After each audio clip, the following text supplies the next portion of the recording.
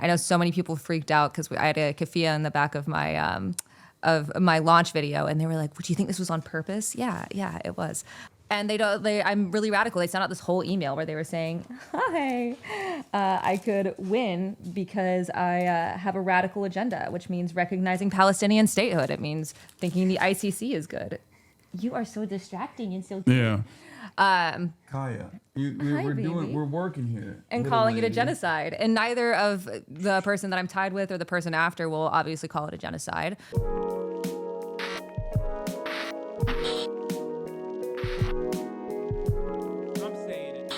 I want to just stay out there and hang out with Kaya. She's so cute. Yeah.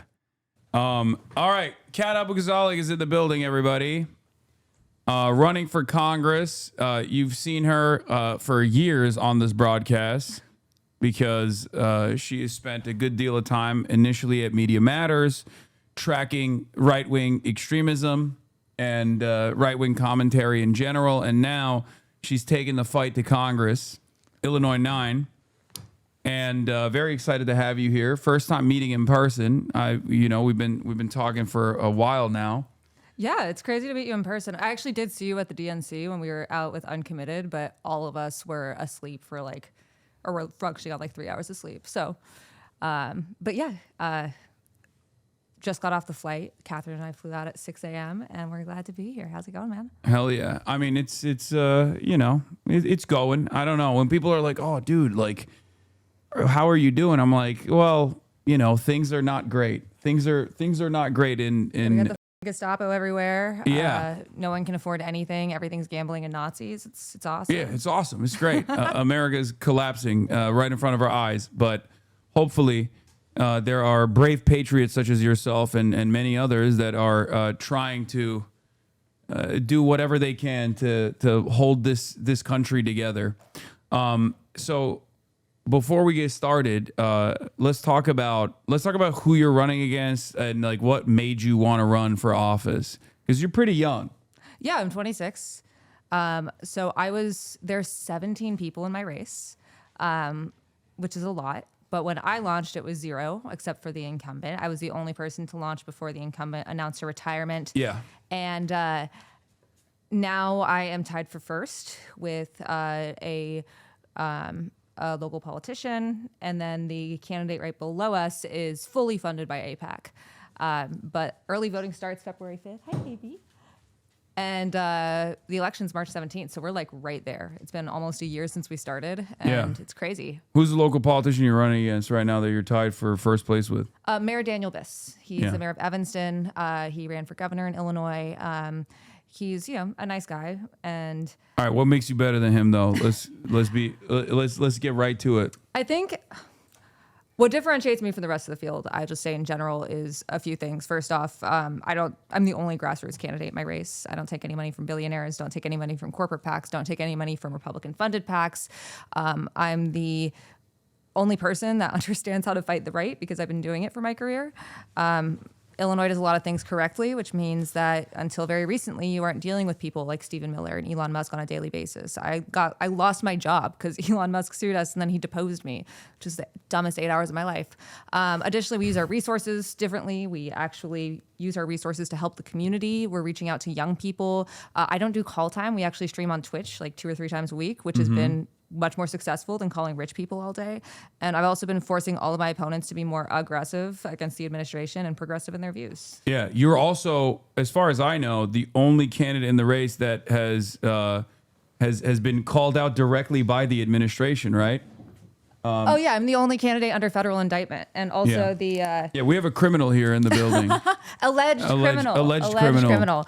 That was for my protest at ICE at the Broadview ICE facility. And the first time I went, there were no politicians there. Same the second and the third time. And eventually other people came out, a lot of my opponents actually. And I was actually happy about that because it makes all of us safer, all of that. But it took that pressure and they kind of stopped. But I'm glad that a lot of them are stepping up when they can. But I don't think that they should need that pressure in the first place. I want politicians where that's their first instinct. Hell yeah.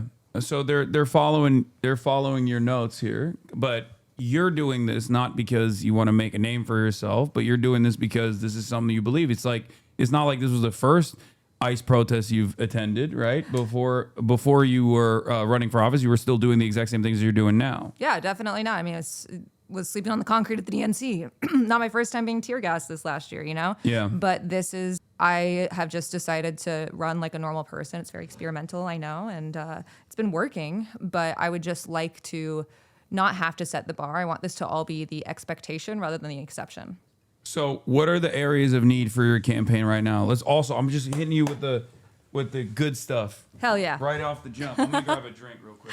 The big thing, AIPAC's going to be putting maybe 15 million into my race. So if anyone's able, donating at catforillinois.com is the best way to help our campaign right now. Also volunteering at our Discord. Hope the mods are ready. Discord.gg/catforillinois.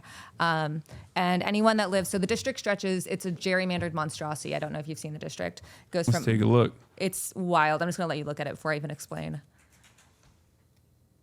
That's not the district. Yeah, that's not. Hold on. Okay. Illinois' 9th Congressional District. That's awesome. Yeah, it's so sick. It's so sick. It looks like if Massachusetts was on Ozempic. It goes from uptown That's up to so funny. Evanston and then to Skokie and then like this weird winding snake pattern all the way to Crystal Lake, which is in the only that's the only area in Chicagoland that voted for Trump the last 3 elections. So it's like very, very long. Actually, when you were in Chicago, we were doing our 12-hour stream. And the reason we were so far away is because we started all the way out there. Yeah. So if anyone lives there, remember, vote. Tell your friends. Tell your family. Okay. All right. So one of the things is you're looking for people to volunteer and you're looking for donations to your campaign. Your grassroots funded in its entirety. Where can people donate? Catforillinois.com, cat with a K. We also have merch now. We did Fuck APAC week last week. We have Fuck It, Let's Be APAC merch, catforillinois.com/store if you want something out of it. We also have our live streams if you're interested in that. How narrow is that section around Buffalo Grove? It is tiny. It is wild. I've actually gotten a lot of shit for doing events out of district, and one of those events is literally across the street, like across the highway. But that's what happens with gerrymandering. But yeah, the best ways to support are donating at catforillinois.com, volunteering, discord.gg/catforillinois. You can phone bank, you can text bank, you can do all of this. And also just like telling your friends, telling your family, because this is our shot. All right. So what are your policies? What are like if I were to reduce what you're running for to 5 agenda items, what would those 5 agenda items be? Are we talking about this in like 2027, this administration, or like everything's great, let's go into that? No, this administration, just in general. Like, what are the 5 key policies that you could immediately identify? So like fast and free. Like I'm doing the Zoran thing basically, but like it's a little bit reductive. Anti-authoritarianism. Those are our top 2 issues. Anti-authoritarianism. The house is on fire. We got to put out the fire to redo the house. And basic existence. Everyone deserves to afford housing, groceries, and healthcare with money left over to save and spend. I'm so tired of treating these like they're separate issues because they're not. But I also want to do a lot of AI regulation. That's something I want to spearhead in Congress. There is 0 federal regulations on AI, and I think that's something we can actually get Republicans to work on. Okay. Do you have any more like? Also, transgender for all, as someone said in the chat. Yeah. What about more specific than that though? Like as far as what are some of the legislative agenda items that you are interested in pursuing? In general, I can go into like in this scenario where we actually have control. I want to build more housing with federal incentives to work with local businesses. I want to ensure that we are taking action against corporate landlords. There are class action lawsuits against corporate landlords in pretty much every major city in the country. And that's a really good point. Yeah. Okay. I think that Medicare for all doesn't go far enough. We need single payer healthcare with, dental, mental, vision, and hearing coverage. But under this administration, especially, like the 2 things I think we can get cooperation on is AI regulation and then limiting CBP's jurisdiction to maybe 5 or 10 miles instead of 100 miles from Republicans that are getting screamed at by their constituents because they keep getting murdered by the Gestapo.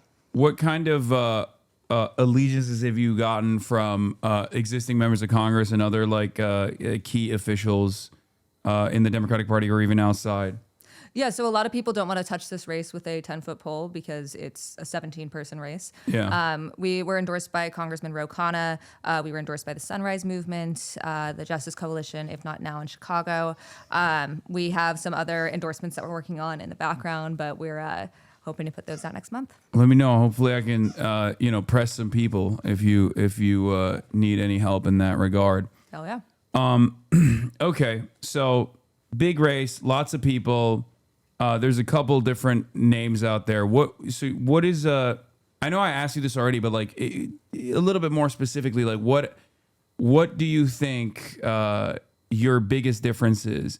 What are your opposition's like points on Israel? I know the third place person is super endorsed by Israel, and they're going to be dumping a lot of money into this campaign. Let's start there. Actually, why is AIPAC after you?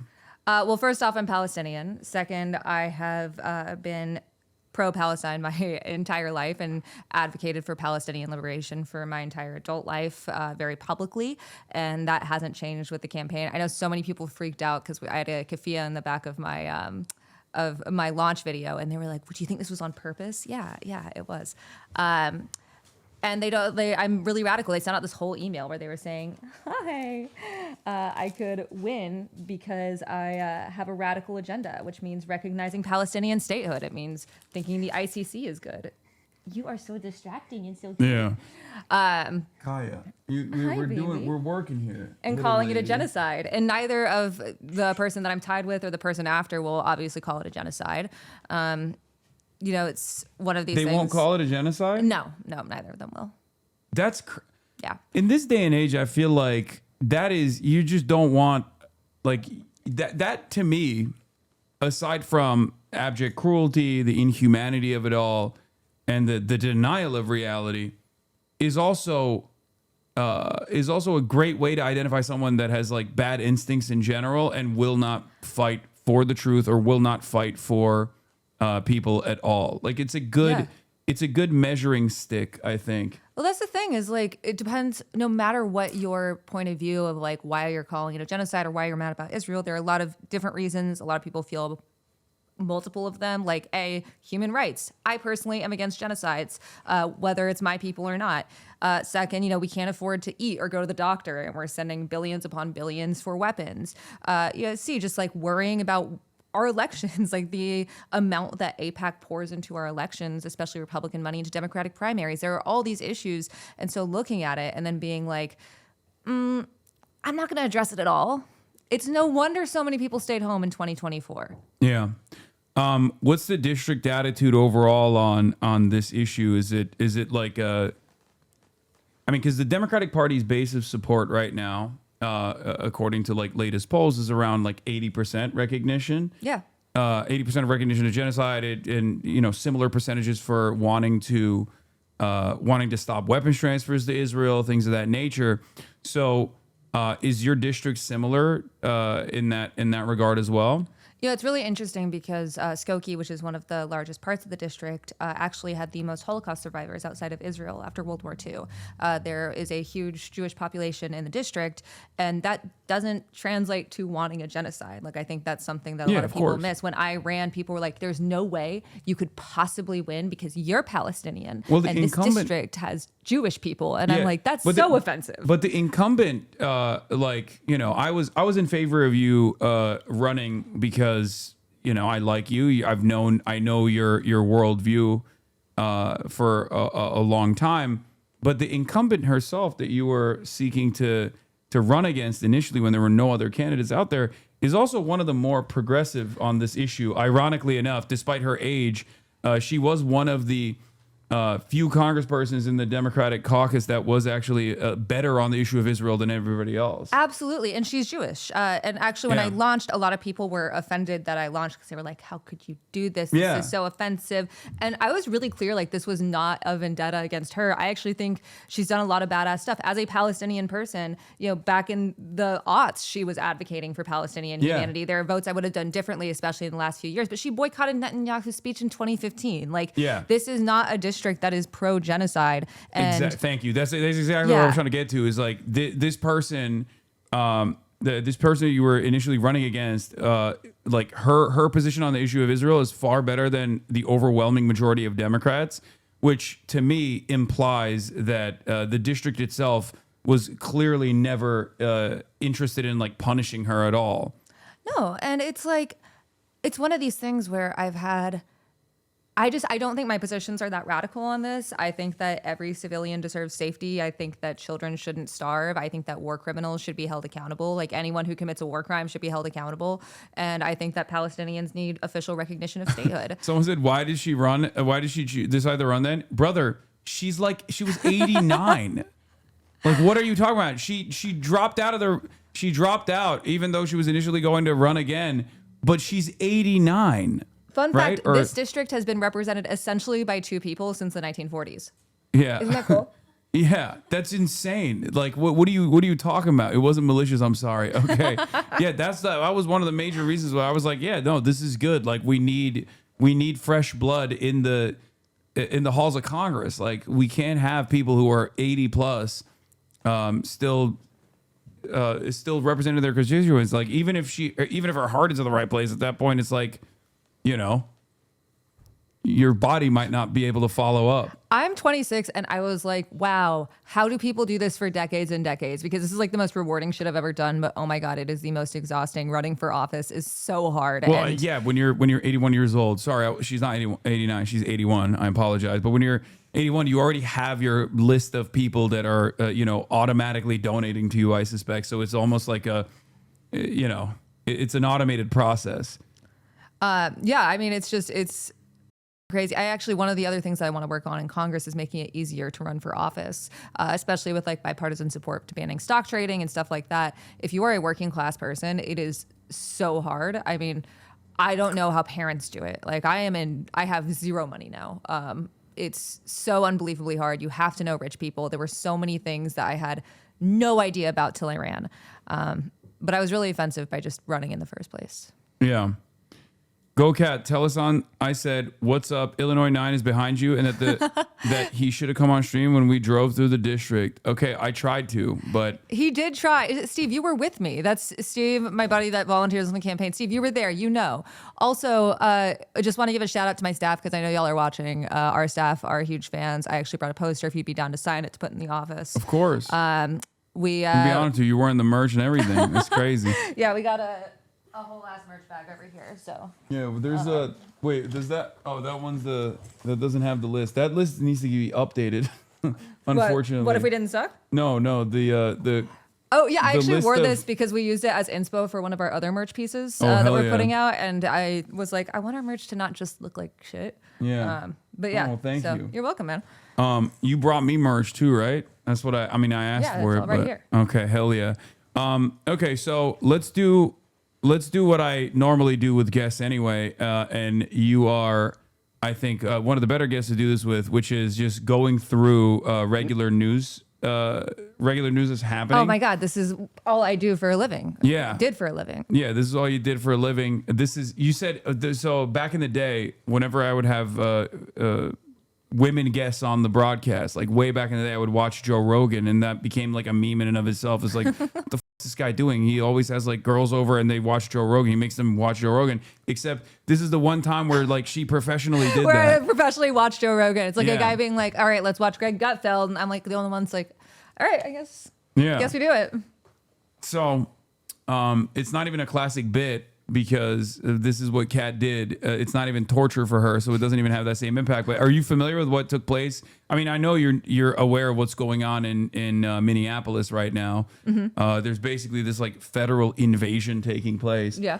And I guess one of the things that I found interesting about it is that I kept repeating over and over again that like eventually when this kind of stuff comes, when this stuff keeps happening over and over again, Americans are going to sour on their attitudes on mass deportations, even if like initially the Democrats were very fearful about this 66% of the public wanting mass deportations as a policy and voting for Trump over it.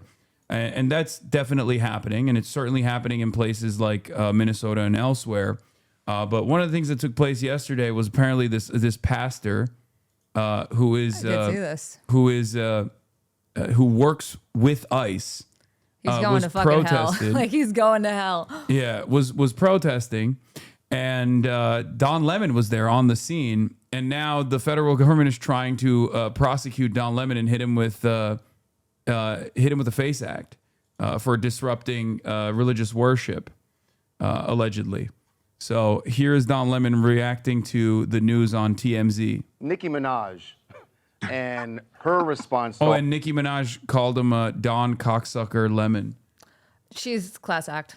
Yeah, she's lost her mind. I mean, she was already crazy, but like she's lost her mind extra hard. Do you remember when she was talking about, what was it, her cousin's balls? Yeah, that's when okay. Yeah, that was like a huge thing on Tucker, and he was like, she's so right. And I was watching him for a living That's when the Barbs came after me famously. Yeah, I remember that. I called her out, I ratioed her, and then the Barbs never let me forgive it, and they all called me a white supremacist for it, and here we are now. What now, Barbs? I guess I wasn't so wrong in my initial assessment. Also, here, do you want to order food? I would love to. But don't show the camera. Okay. Do Gotta make it a secret. you want something? Okay. Yeah, she wants something too. Yeah, prosecuting a black man with a KKK act on MLK Day. It's fantastic. By the Department of Justice's own civil rights attorney too. DOJ, Stanley Cohen says DOJ, which has refused to open a civil rights investigation into the murder of Miss Renee Good, has opened one into a demonstration that interfered with a church service where the pastor is the local head of ICE. That's my goat, Stanley Cohen, #1 attorney. Attorney, activist, freedom fighter, certified self-loathing Jew, anti-Zionist, prolific. Do you know who this guy is? Do you know who Stanley Cohen is? Yes. No, yeah, he's a legend. Legendary attorney. So I was locked in on ordering. Yeah. Ugh, I love Tom. Jacob Fry publicly. All right.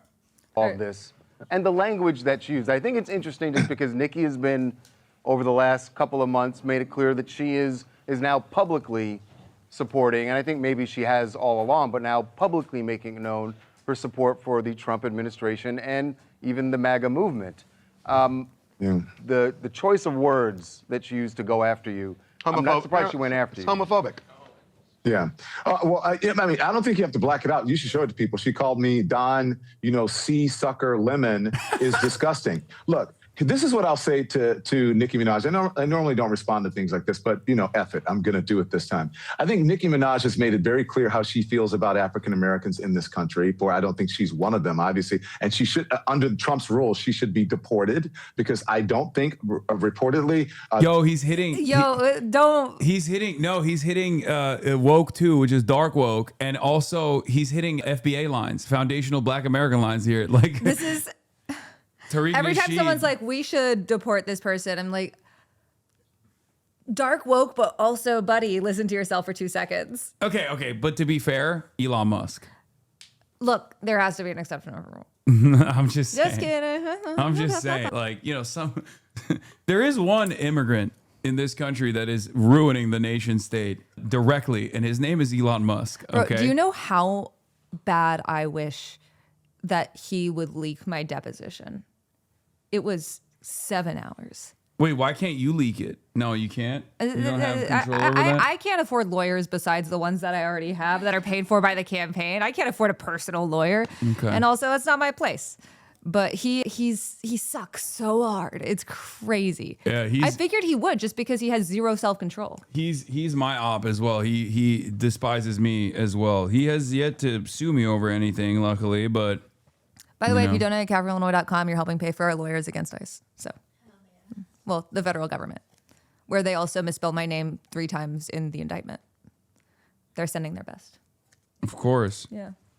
Yeah. Just like that one lawyer that posted about how much he loves Hitler, and then they took him out of rotation only to bring him back quietly. Do you know what I'm talking about? Yes, and it's, God, this administration's so good at stuff and things. I guess, their incompetence is because, look, this ties back to what you're campaigning on as well. But this, the only thing we can rely on is their incompetence at this point. Because, Right. I'm sorry, Democrats are not doing shit. Well, where we're at is really violent accelerationism, but also by the most incompetent, lamest losers in the world. And so you just have the worst things happening, but then they also massively up, and none of the ICE officers wear, snow boots, so they keep slipping everywhere. So it's like, Yeah. I would just personally like to see more Democrats doing what, say, Cori Bush did, where she essentially stopped the end of the eviction moratorium by sleeping on the steps of the Capitol. Like, I don't think I feel like Democrats are allergic to the idea of leverage, and you can just do things. You're allowed to just do things. You can go outside and say things. Yeah. Especially as a congressperson, you do have a lot of authority. You have a lot of power. You have the media that will come and cover it. Like, if you're a regular citizen and you go out there and you protest, as many do, it's not the same as like having a congressperson there, which is what I urge Congress people all the time to do. I'm like, put your body out there. You have to go. You have to go and either throw rallies in places of impact, but you have to like maximize your impact. I think one of the Democratic politicians that I think is doing a pretty good job with this is Chris Van Hollen. Yes. Chris Van Hollen has been consistently based throughout his whole life. He still advocates for Shireen Abu Akleh to figure out, what happened behind her murder, has consistently just done what he can to actually do things. Yeah, I think we need more of that. We need more of congresspersons like actually actively putting up a fight and showing that they're not shy about, putting their bodies on the line as well. And it's a good thing. And the public will reward you for it too. For all the congresspersons out there that are in office already, or all the people with ambitions of running for office, just remember that like, this is what the base is demanding, and they will reward you for it as well. That's exactly it. Like the first time I went out to Broadview, the first few times, and I was like, I got thrown on my ass 3 times. The first one was like not even the one that everyone and their mother saw. But I was like, hey, you should come out here too, to like my opponents and other politicians, because it makes all of us safer, because they're much less likely to shoot us with live ammo if a politician is there, at least at the start of the descent into fascism. And I just want that to be people's first instincts. Let's see. I'm gonna show you I'm gonna show the video. Is that all right? Yeah. Is this it? This is Democracy Now!, Democracy. So this was the 3rd time they threw me. They love to throw me, and they love to put their hands on my chest because they're all weird little freaks. Was thrown to the ground by ICE agents. People rallied outside the facility to protest the Trump administration's Operation Midway Blitz, which has led to the arrest of nearly 550 people. So that's the Broadview ICE facility, where they literally keep people without. Like, they have 1 bottle of water a day. They're not allowed bathroom breaks. If they soil themselves, they're beaten. If they don't sign their own self-deportations, they're beaten. I watched as a family tried to bring medication to their father, and then they were pepper sprayed through the gate that ICE unlawfully erected with handcuffs, by the way. They're so incompetent. But when you have more people with power and platform and privilege, it makes everyone safer, and it makes them worry about how... Hell yeah, man. Thank you. Seeing you there reinforced my resolve to keep protesting at Broadview. There you go. There's also that as well. That means a lot. Thank you. Yeah. It's disgusting. I mean, it's completely unacceptable. And I think what a lot of people don't understand is that if local governments, state officials, local politicians, no matter what their party affiliation is really at this point, like if they don't actually show up, if they don't actually also participate in these protests, or if they don't use the power that they already have, like Jacob Fry as the mayor of Minneapolis, or Tim Walz as the governor of Minnesota, if they don't actually take advantage of the power that they have to protect their constituents against this incursion by the federal government, this illegal incursion by the federal government, on top of like obviously the court cases that are happening behind the scenes, then I always say like people are going to realize that there's no one coming to save them. And there is some truth to that already, but eventually someone is going to take matters in their own hands in terms of self-defense, and that's chaos. Like what comes after that is complete anarchy, complete chaos. And that's not necessarily a good thing as well. We are, this administration with its actions is ripping apart the social fabric that held everything together every single day. And yeah, they pissed on the social contract, and you still have so many Democrats that are like, but the contract's still valid. And it's like, no, it's not. It's soaked in piss. Yeah, no, absolutely. And I don't think people realize that. I don't think there's only so much pressure that the people will withstand until, they decide, okay, this, like we don't have anything here. Yeah. It's and I think also part of this is misunderstanding. Like Zoran would like go down steps, and so Democrats were like, "Oh, so the answer is when I take a video, I have to be walking downstairs." Or like when I did my launch video, and I was like, "Democrats need to grow a spine," and there was like this wave of people saying like, or like my opponents were like, "She did it at her desk, so I will do my video for launching at my desk," and that's not why it resonated with people. And I think that when it comes to like, especially with ICE, if you have power, you probably know when, like if ICE is coming into your city, you will probably know where they're going to be. Use that. Use your police force to help warn people and help them know when they masked should be men are going. trespassing. Like when masked men are going to come into communities and kidnap people. Like help them. Don't try to just use it as a photo op. Thank you. Someone that said my zipper was halfway down. I was trying to warn you on the other screen. I'm transparent. I'm a transparent politician. I was pointing to the I don't believe in lies. I never lie. And it's a really long zipper. This is, oh my God. Okay. There were chatters that were my pointing campaign manager is like, girl. There were chatters that were pointing it, and I was like literally highlighting it on the other screen so she sees it without. I think that we should be more transparent. Sorry. Okay, God. that's a little too. That's too much transparency. Fine. See, W transparency. Chad agrees. Yeah. All right. So here's Senator Chris Van Hollen saying this is pure unabashed bigotry. If a politician said this about any other faith, they would rightfully be run out of the party. But this kind of despicable anti-Muslim rhetoric is so normalized that a sitting senator uses it without consequence, a stain on our Congress. And this is Tommy Tuberville saying the enemy is inside the gates, talking about Virginia's first Muslim lieutenant governor, Ghazala Hashmi, was just sworn into office on the Quran in a terrifying sight. Wake up, America. Islam is not interested in assimilating. It's interested in conquering you, including the liberals. Repel Islam. It's so crazy to watch this unfold at a time when like all of the conversations that revolve around like pro-Palestinian advocacy always they're always hyper focused on anti-Semitism, even though anti-Semitism is obviously a real bigotry and a very real problem, an increasingly larger problem in America, especially with how the Republicans are operating, opening up their doors to overt anti-Semites and neo-Nazis.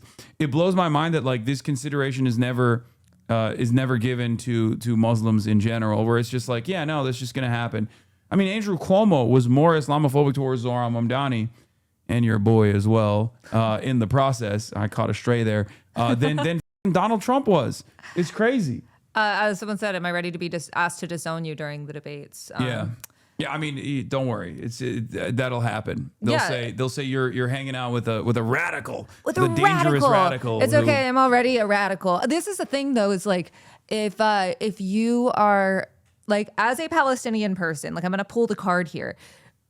Our lives are like intertwined, like Jewish lives and safety and Palestinian lives and safety. Like none of us want our name to be used to commit really horrible crimes. And when it comes to attacking students for protest, going to the campus protest at GW when I was there was literally the most beautiful protest experience I've ever had, as Jewish students literally surrounded Muslim students that were praying so that way Fox News couldn't get the shot that they wanted.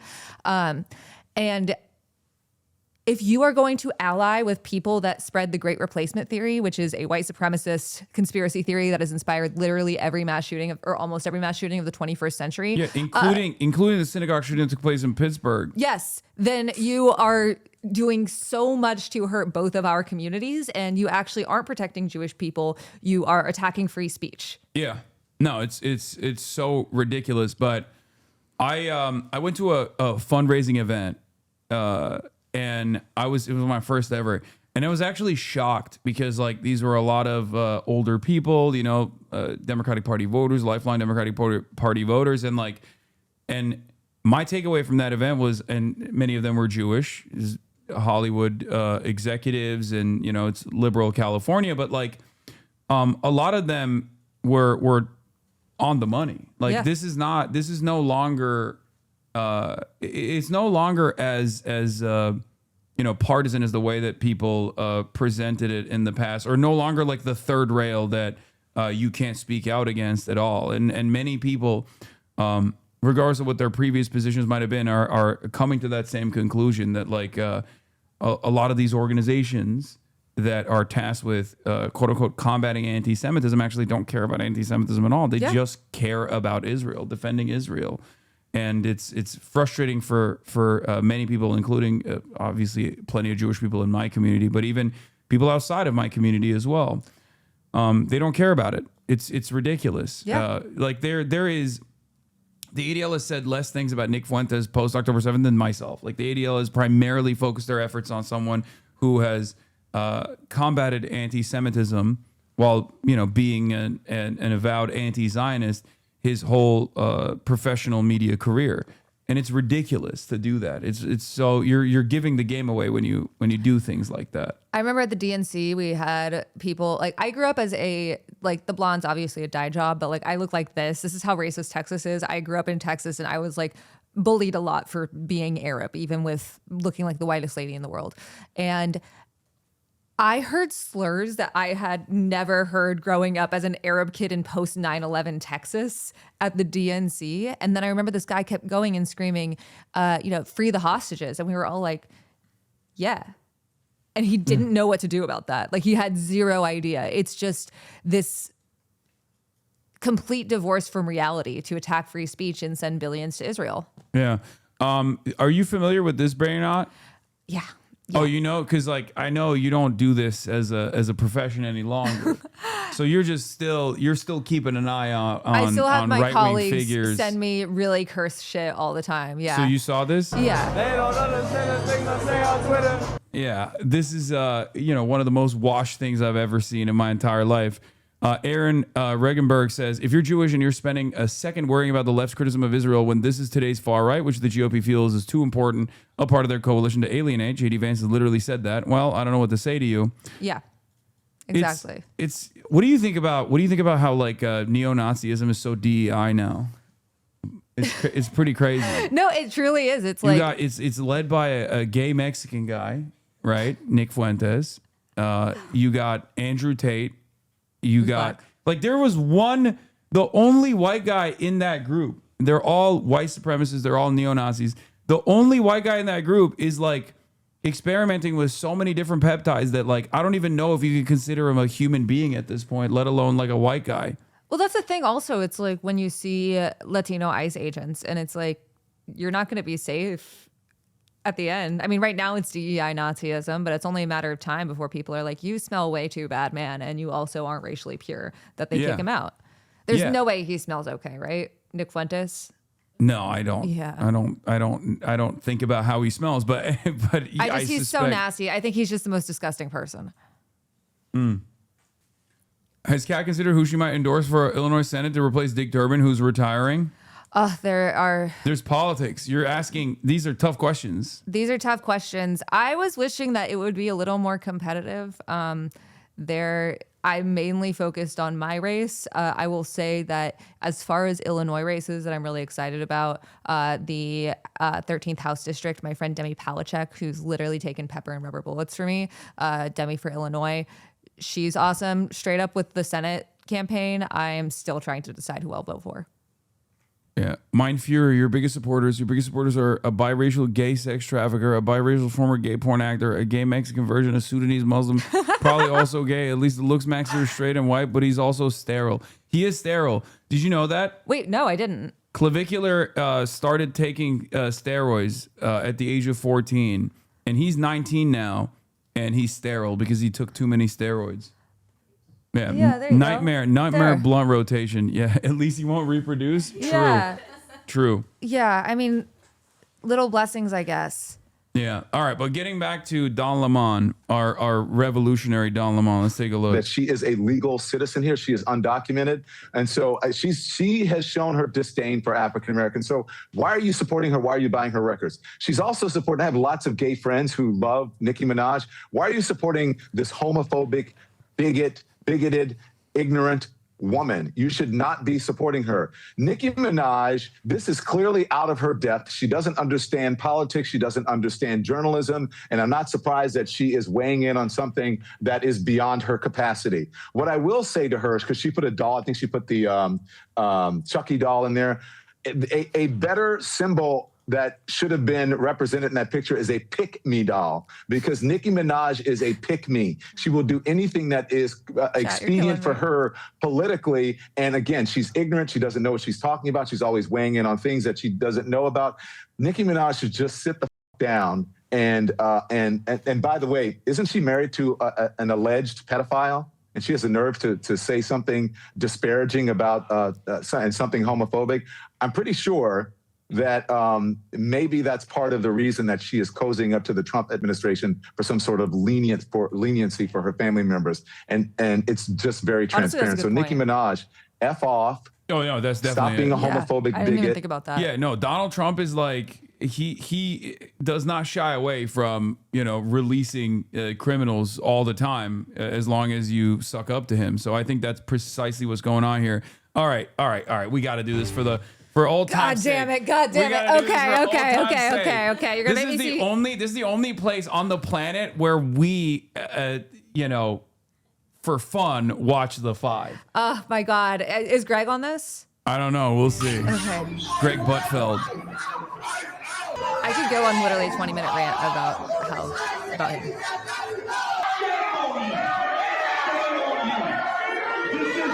I hope my queen Jessica Tarkov is on here. Left-wing protesters in Minnesota crossed a major red line. DOJ and local officials are investigating the storming of a church in St. Paul by left-wing activists who believe that the church's pastor was working with ICE. Former CNN anchor Don Lemon was actually on the scene inside the church as the chaos unfolded. Don't you think Jesus would be understanding? I think the red line is confrontation. These folks. We're about spreading the love of Jesus. But did you try to talk to them? I think they're a lot more before that. Oh, we were gonna dunk on our first hate comment together. You and your followers are a bunch of hacks that don't do enough research and are very one-sided. The problem with this country, you embrace terrorism. No, we don't. No, that's Asmongold is down the line, chatter. No, we actually oppose terrorism. I personally am against terrorism. I know it's very brave. The American government terrorizing the good people of Minneapolis is something that we think is disgusting, is repugnant, and that's why we're all protesting against it. So you didn't understand, I think. It was a normal confusion. Me and Asmongold, we look pretty similar to one another. So you probably thought you were on the wrong chat. Everyone is willing to talk. Lemon says he was there just to do his job. I had no affiliation to that organization. God, I forgot how I didn't even know they were going to this boring church. The Five Once the protest started in the church, how dare you? This is my favorite. This is primetime television for me. This and 8 p.m. were literally my beats. I watched every episode of The Five for 3 years straight. Well, also, how the does a pastor become like a ICE guy? Like, I don't understand. At no point did you think to yourself, like, this is antithetical. This is heresy. Is that not a thing that pastors are supposed to worry about? It's actually so crazy because some of the most aggressive protesters in Chicago, in terms of like just being out on the streets, not like aggressive, violent, just constantly like speaking out and trying to like be there for what is good, are clergy. I watched as a pastor in my neighborhood in Rogers Park, Hannah, she was literally getting arrested as she was like, God, please show them the way. Like, they don't know what they're doing. Like, she was being the kindest person ever. And they were like, stop. That can't feel good. If you're like an ICE guy and you're like, no, he literally yelled at her. He was like, stop making me arrest you while you pray. Stop praying. I don't want to arrest you while you're praying. And she didn't stop. I love her. And if you're watching this, shout out. You're the best. Thanks for showing up to my arraignment. You're a real one. That's crazy. Like, he did have a moment of yo, they are like vampires. I swear to God. You just say the Bible at them and then they perish. They're like, ah. Shout out to her. Shout out to Rev Black. Shout out to there was the one Wolf, guy who got like hit too. Yeah, that's Rev Black. He's awesome. He's been there literally every week I've been there. He's the best. He's actually was one of the first people to get arrested for protesting at Broadview. Him and my friend Rachel Cohen, which was the inspiration for me to go out the next week. Bro, they're so brave. When you say a pastor being an ICE agent is the least surprising thing, what do you mean? No, dude, your brain is rotted by like what you see as like the false representation of Christianity, evangelical pastors in general. Like, by and large, religious community leaders would probably shy away from doing that, except for like maybe the televangelists.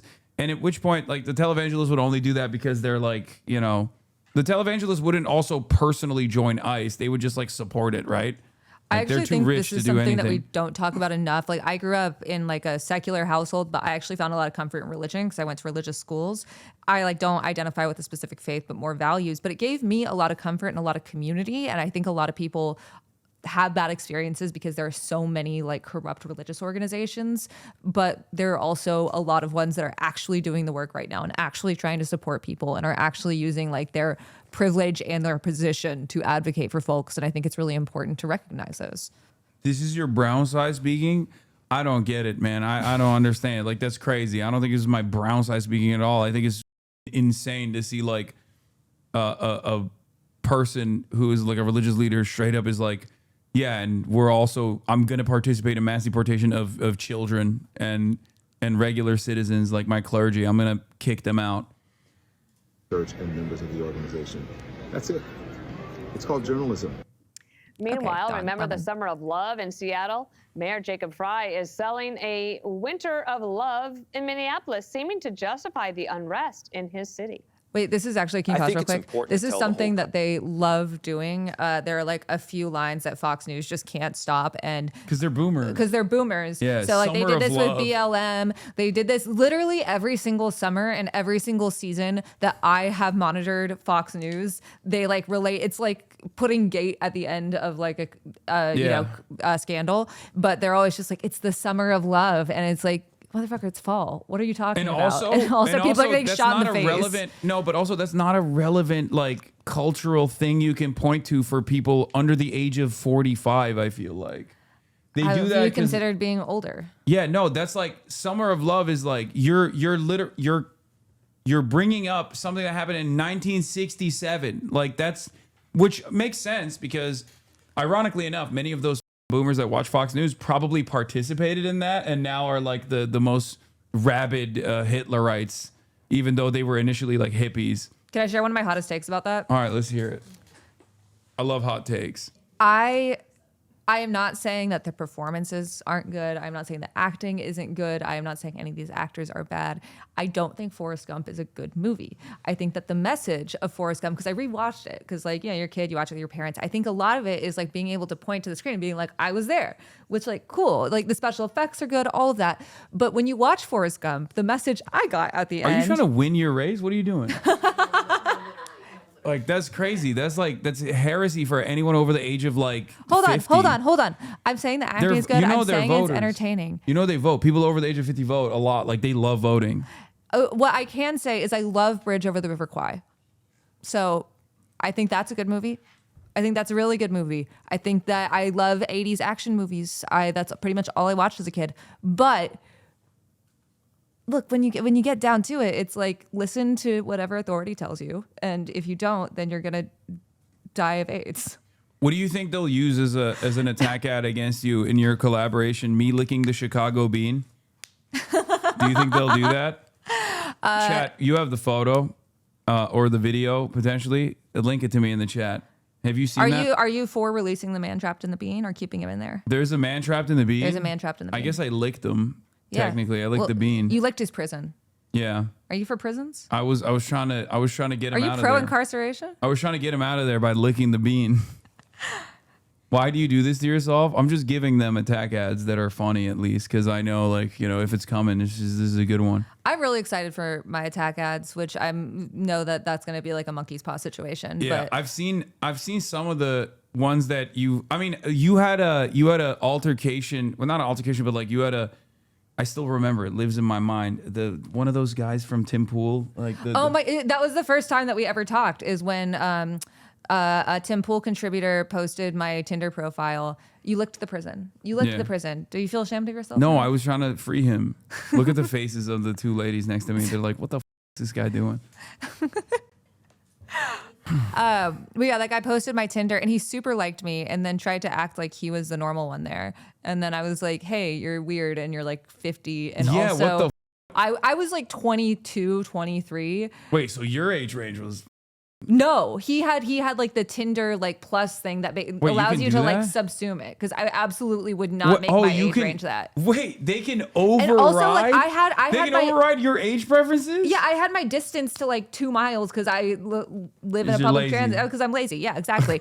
And he was living in like like suburban Virginia. So like all of it was overridden. Was it Phil Labonte? Yeah. Someone, that guy. Someone link it. I know there's a chatter in here that knows exactly. Yeah, also link the collage I did of all the responses after. And then there was also a weird fan fiction that a guy wrote of me where he imagined that I was dating a guy who is a cross between Idris Elba and Seal. He wrote like a whole very heartfelt fan fiction about it. It was wild. Was that like, that was a hater or a fan? What the fuck? It was like an incel that actually, like, it ended up being really sweet, but I was like, that's so weird. Don't do that. That's nuts. Yeah.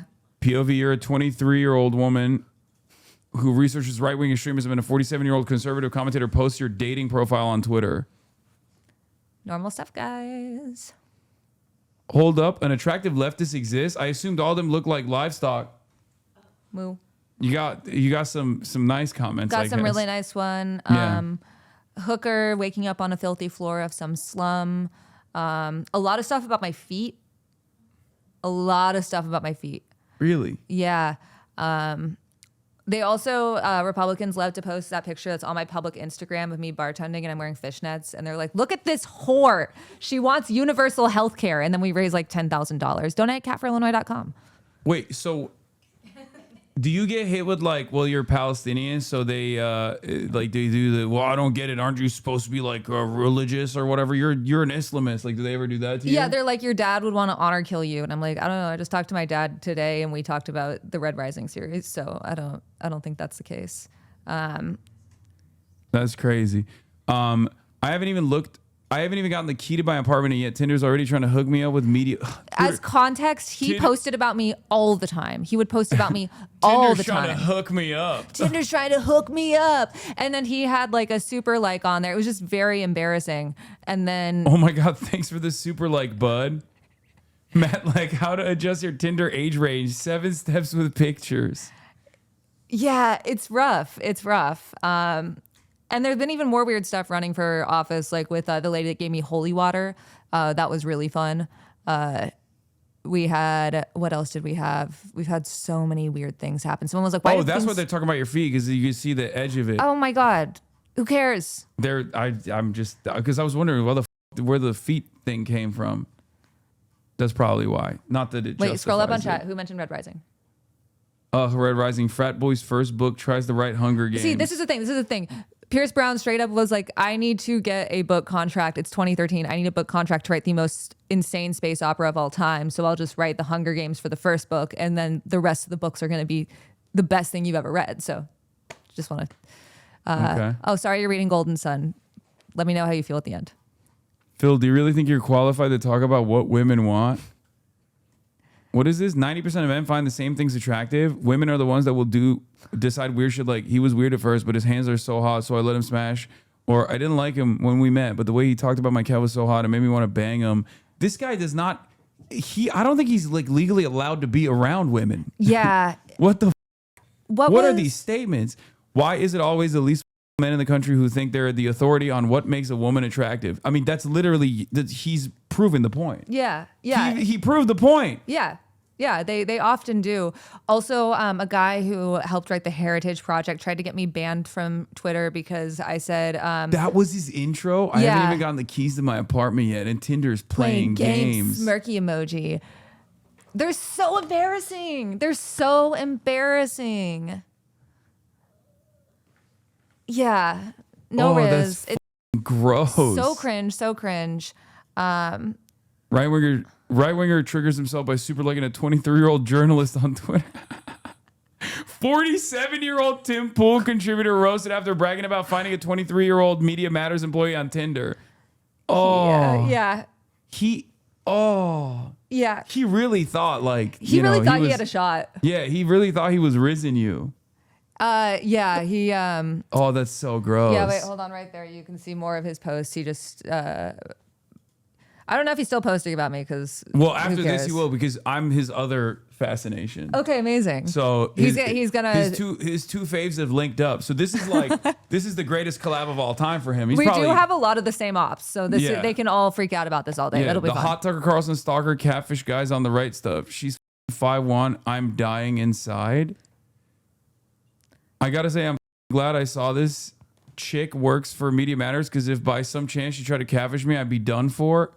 Oh my God, he's so so horny. down bad. He's so horny. bad. He's so horny. He needs holy water. He needs to be sprayed with holy water. The worst part is like I'm just so used to it. Like I feel like this is something I should be like. The hot Tucker Carlson stalker girl is not horrified tweeting by. about Tucker Carlson tonight. Sad emoji. Hashtag sad emoji. Brother, don't you have children to take care of or something? You should Or like have, a wife to pay alimony to. I suspect. Ex-wife, sorry. He keeps, dude. Oh my God. Oh, okay.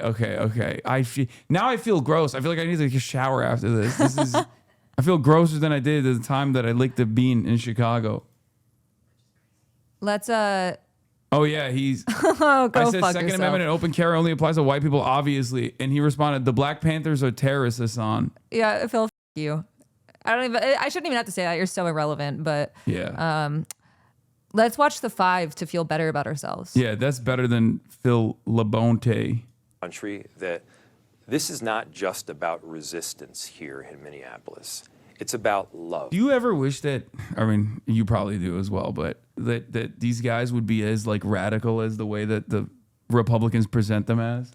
Constantly. Yeah, when they're like, Mayor Fry, he's a dangerous radical. He said, Whenever they describe the Democratic Party where they're like, they want everyone to be able to get health care and they want all the trans people, they're socialists. I'm like, God, please. Yes, that'd be so sick. Oh, shit. Food is here. Doors open. Okay, there it is. Now we can eat and watch the Fox 5. Showing something Thank far God. more powerful and consequential It's here, like I'm back which at is Media love. Matters. We are standing up for one another. You've got neighbors helping neighbors. He You've said got fuck one people time. uniting and coming together in this beautiful way. Emily, do the protesters who stormed that church have a legal problem, possibly? Yeah, they have a big one. And if I were a federal prosecutor, There's I Greg. would charge Thank them God. with interference of Wait. free exercise. Oh, yeah, okay, Jessica's here. All right, my queen. And this is a Jesse Waters free episode. This is awesome. But you do have Brian Kilmeade. I know, but like, I hate Brian Kilmeade, but I like, do have to I can't stand Jesse. I think Waters is so gross that the people around him, like I think the women around him genuinely find like there's a threatening aura if you're a woman around Thank you. Jesse Waters at any given point. I got a salad too. I got the chicken and the salad. Asha, if you're watching this, Asha is my producer for our streams for the campaign. I'm going to send you a link and spam it in the chat because I need this Brian Kilmeade link. We're gonna need forks too. Don't mind. It's probably not in there. Hey, They don't Catherine, do you always- know where my phone is? And there's also supposed to be a sauce for this, but I don't know where it is. It might be in the white. It might be in the kitchen.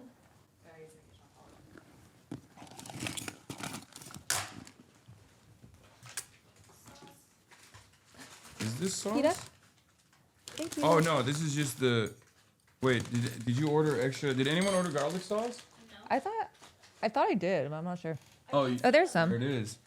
And then you can take Garlic this and tomb. put it in the By the way, if you guys don't know how to make garlic tomb, it's really easy. You just get a shit ton of garlic, Oh. put it in a food processor with some oil and salt, and it's the best thing in the world. Damn, look at that. Why people act like it's changed their lives, and that's because it has. Thank you. Probably. Thank you. My favorite Brian Kilmeade clip ever is When he says he wants to murder homeless people on the streets. no, like, Jesse gun them also says down. that. Jesse multiple times has said, I hate that I know all of this, but also it's very helpful if you're running for Congress because you know what Republicans actually talk about. But he said multiple times that we should just set homeless people on fire. Like he's Wait, Brian Kilmeade said no, that? Jesse Waters has said that Oh. a billion times. That's insane. Oh my God. They're such monsters. Yeah, know your enemy is right. Oh yeah, make sure you don't show your make sure to be cognizant of the camera angle. Cool. What did he say? Haiku. That's what it is. What are you looking for? If you say I'll find it. chat will find it. Oh, I got it. Chat is Media Matters, brain. Chat is Media Matters brain. All right, Asha said she's ready. Also, W Asha in the chat. She's my favorite girl, and everyone should appreciate Asha more. She runs our streams and has made us $200,000 no call time through just live streaming. Wow. Yeah. Pick up the slack, chat. All right, Asha, I sent it. So this was the day, because Kilmeade was the first person to host when Tucker got fired, which was the best day of my life, truly. It was the best day of my life. I got so excited. And also, chat, if you want to help, it's I don't know haikus. It's on my Twitter. And he didn't really know what to do because no one expected Tucker to get fired. And so he just did a really embarrassing transition. There we go. Jets. Damn, Asha's a 1 month subscriber. I thought it was a tier 3 subscriber. I was like, damn. Oh, we don't pay her enough for that. Packers, just kidding. We pay our staff a living wage. Famous, doesn't like vaccines. That's a riddle. Hopefully we'll solve it when we return. My attempt at a riddle. I don't know haikus. Jets, Packers, quarterback, famous, doesn't like vaccines. That's a riddle. At least I attempted a riddle. I don't know haikus. He's so smart. He's brilliant. And if I were a federal prosecutor, I would charge them with interference of free exercise of religion, violations of the Civil Rights Act, violations of the FACE Act, which under Biden, peaceful protesters against abortion sitting down, 80-plus-year-olds were prosecuted under, obstruction of federal functions, disorderly conduct, federal trespass, hate crimes, conspiracy to the Civil Rights Act, assault, and if Don Lemon kept up his charade. Attempted murder. Yeah, I think attempted murder with a deadly weapon, manslaughter, tax evasion. That's a good one. Yeah, tax evasion. Throw it. Just do terrorism. Arson, racketeering. What the? She's literally just. She's like, why didn't they do this at a mosque instead? That's what she said? No. Oh. She's 2 seconds from that, though. To a federal agent that he didn't know what was going on, then I would charge him too with lying to a federal agent. And then on the state level, I would charge unlawful assembly, disorderly conduct, trespassing, harassment, intimidation, and child endangerment. And here's the thing. If I were an employer there in that city, I would fire anyone, any of them that engaged in that shameful, unlawful, horrific, anti-Christian behavior. And if I were a Isn't it awesome that they have no motion? So they just like fantasize about this stuff. I mean, they have motion with the government, but there's no employer is gonna be like, yeah, we're firing these people for protesting against ICE. No shot. This is like when the Fox News Christmas tree got burned down. Do you remember that? No. They literally compared it to Pearl Harbor. That's a thing that happened? You don't remember that? No. What the fuck? Parent there in that city, I would not let any of my children if you can find touch the children of those parents that you are seeing right there, if they have children. And I would make it clear it's because Christmas tree they fire are reactions siding from the with recount. and standing with child rapists and recidivist sodomizers and convicted murderers over and over again to the tune of 1,600 in that city alone that have been your welcome. All right. Wait, I don't get it. Is ICE coming after the president and his friends? What's happening? Like, these guys love recidivist sodomizers, and which is I feel like it's like a very biblical way to approach this. Because what is it? Recidivist sodomizer could just mean someone having gay sex. Yeah. Like, actually, that's just what it is, right? Yeah. That's just what they mean. Is that even illegal? I didn't even think about that. I was like, I was jumping a few steps. I want some extra adjectives in there. I just want to see what they can plug in there. Moved. And if I were a tech founder. Keep going up. There's one from The Daily Show, too.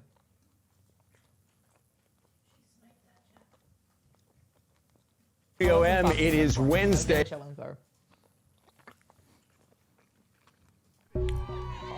9/11.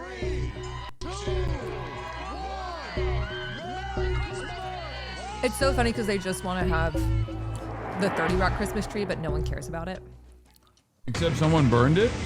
Yeah. Breaking news a few moments ago. This is at Fox Square in New York. This is our all-American Christmas tree. Sad news. I'm not promoting putting things on fire. I just think it's not the same as Pearl Harbor. I just don't think it's the same as Pearl Harbor, it's guys. An all-American Christmas tree. It's like this is an anti-American hate crime. Jesus was American. Yeah, that's awesome. At Fox Square in New York. This is our all-American Christmas Can't believe you tree. missed this. Sad news, our very own Yeah, beautiful I missed it 'cause I was the one Fox lighting it News on fire. Christmas tree was destroyed. A suspect set fire to the Fox All-American Christmas tree, defacing the symbol of peace and joy. It's not just a Fox All of us News know about tree. it. This was America's tree. It's about the Christmas spirit. Don't laugh. It is about the holiday season. It's about Jesus. It's about Hanukkah. It is about everything that we stand for as a country. The DOJ can tell you precisely how many Qurans were burned last year in the United States, but they don't keep track of Christmas trees. Who says not a hate crime against us, against Fox News? I don't It's do about that. evil. Stop it's about laughing. good versus. Stop. Why? Stop laughing. The DOJ is not keeping track of how many Christmas trees caught on fire last year. They don't want to keep track of this symbol for Christmas and Hanukkah. What are they and hiding? Also What is, America. Brandon's DOJ is hiding the secret. That was an insane. By the way, that monologue from Tucker, because his monologues just kept getting longer and longer after January 6th, because he was like, I don't know how much farther I can go without like outward like Holocaust denial, which is why he went so hard on like pro cigarettes.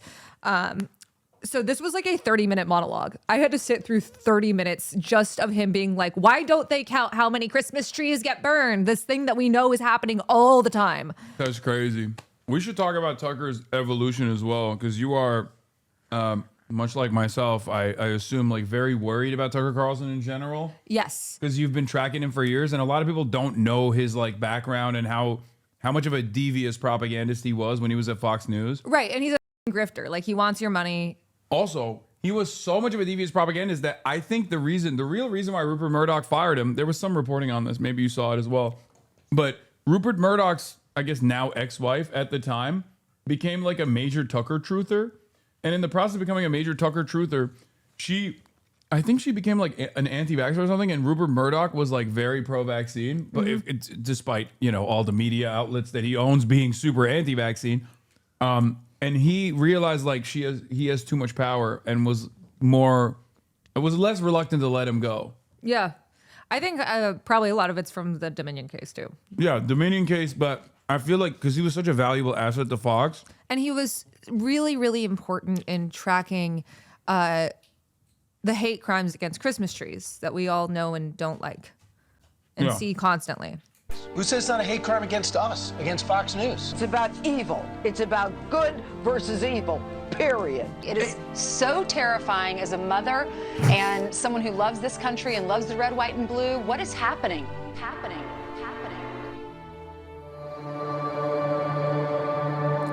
Thank God. Don't worry, do not be deterred. We will not be. We're going to rebuild it. We're going to rebuild it, and we're going to build it back better. In this moment, we look forward, and as a company, we're going to rebuild it. We're going to put that tree back up. I hope with this lighting that the criminals watch that and say, there are a lot of Americans that are standing up and saying they're just not going to take this anymore.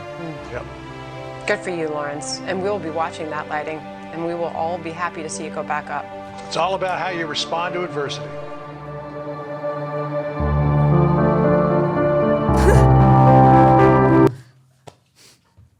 Pine 11 is awesome. All right, let's go back to it. Rest in peace, Fox Jules, Christmas that you tree. saw in the midst of their engaging in the felonious behavior I just outlined, filming everything so that they would not have a platform and they would not get their dopamine hits anymore. And the dopamine dries up. Maybe it's because you keep shooting as a us Christian, in the face. my real That's why people inspiration film. comes from that one woman that you can see on the video that stood there the entire time praying over those vicious, unlawful, anti-Christian, horrific trespassers there. And I pray that their impact remains at zero and that hers covers the world. Control room, could you play the sound from the ICE agent? They would that is imprison scolding the Jesus and then send protesters? him to El Salvador if he were alive That today. vehicle right there is honking and impeding our investigations while we're trying to arrest a child sex offender. That's who you guys are protecting. Insane. And Brian, one of the things that this reminded me of is how unpersuasive something like protesting in a church is. It's like the we get to people hear who would block the Brian Coney has to say. highways. Thank God. A lot of so you worried we wouldn't. A lot of you were talking shit, but yeah, that was shot right outside the White House. Okay. Yeah, I bet you feel silly about that now. Yeah. He was on 1600 Pennsylvania Avenue, and all the protesters were stopping him from arresting a sex abuser. Why would they do this? Why would they do this? Up. Isn't it crazy that our government literally is run by pedophiles? I mean, yeah. What's crazy is like I take a little bit of an L on that because for years and years I was like, come on, guys, like Pizzagate is so stupid. You're so silly. And then, like, I mean, obviously, I was a major Jeffrey Epstein watcher in general. Like, I talked about that quite a bit, and I was like, "This is the real Jeffrey thing." Epstein. Yeah, big fan. The financier, the New York financier, he did work. He did magic with those numbers. But like, it is kind of wild that so much of what Alex Jones talked about, like the elite pedophilic cabal, is kind of real.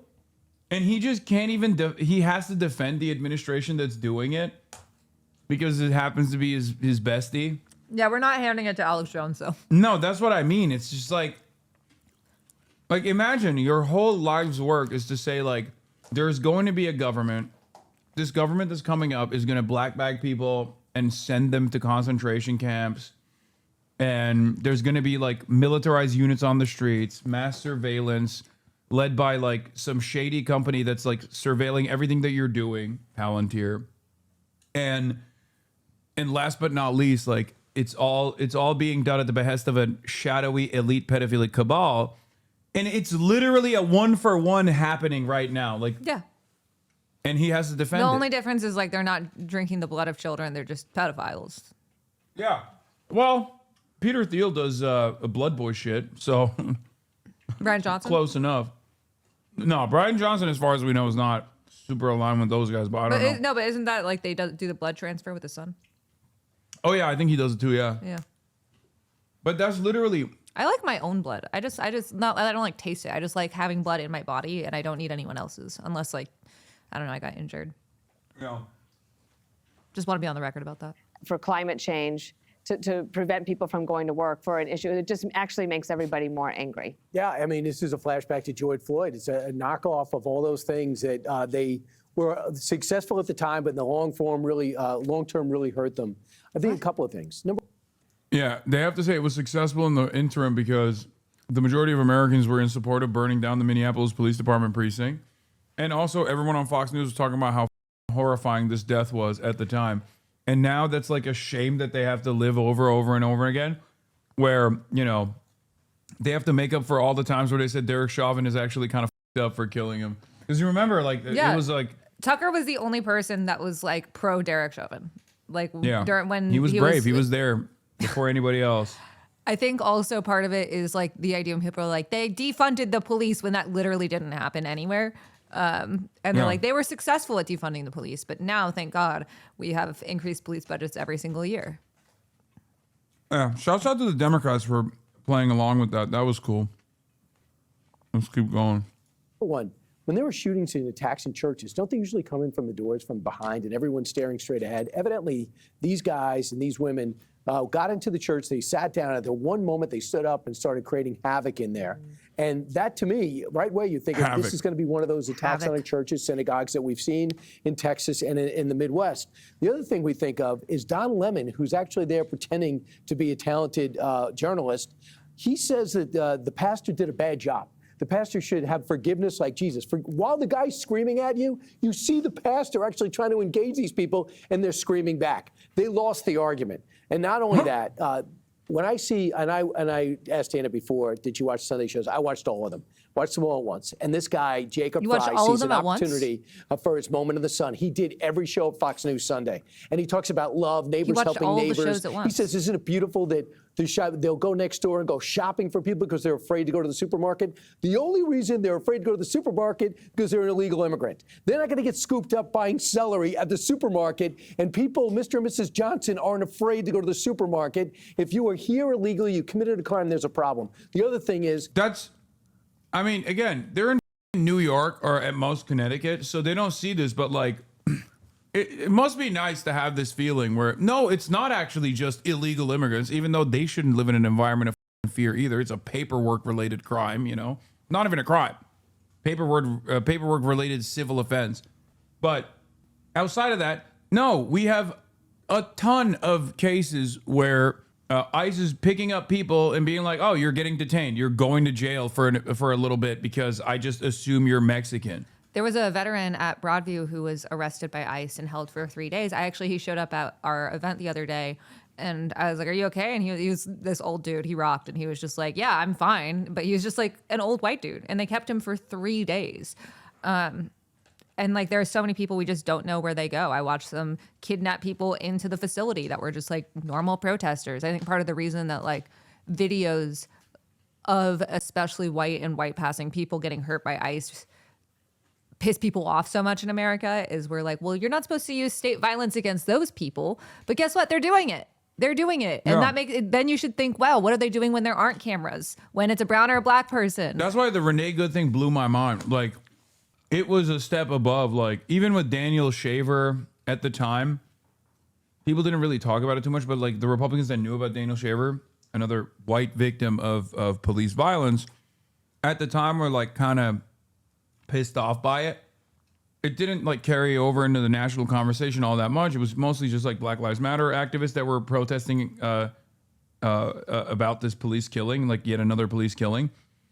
But the Renee Good one is a national story, and I could not believe it that there's like still people who look at that and go, yeah, she was a liberal bitch. Like, she deserved it. It's insane.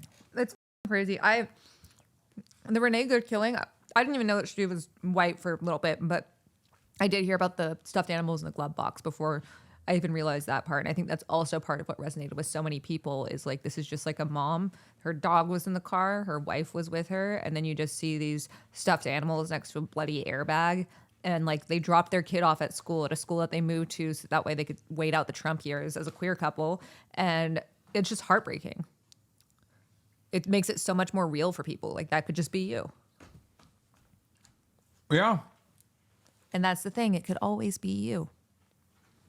It'll come back to you. It's never just Kristi these Noem people. did a really good job. She's on with Margaret Brennan, and Margaret Brennan says, most of these people aren't criminals. Only 48%, just your numbers. Okay, 48% have been convicted, and the others have been charged. They're being investigated. You put that together, that's 70%. Others have been picked up because they're with these people that are been sought after by ICE in particular. The only reason they need 3,000, because they have 600 cops, is because the cops are not helping the 3,000. Yeah, here's why it's bullshit, by the way. When that guy's like, oh, we're picking up a pedophile or whatever, that's bullshit.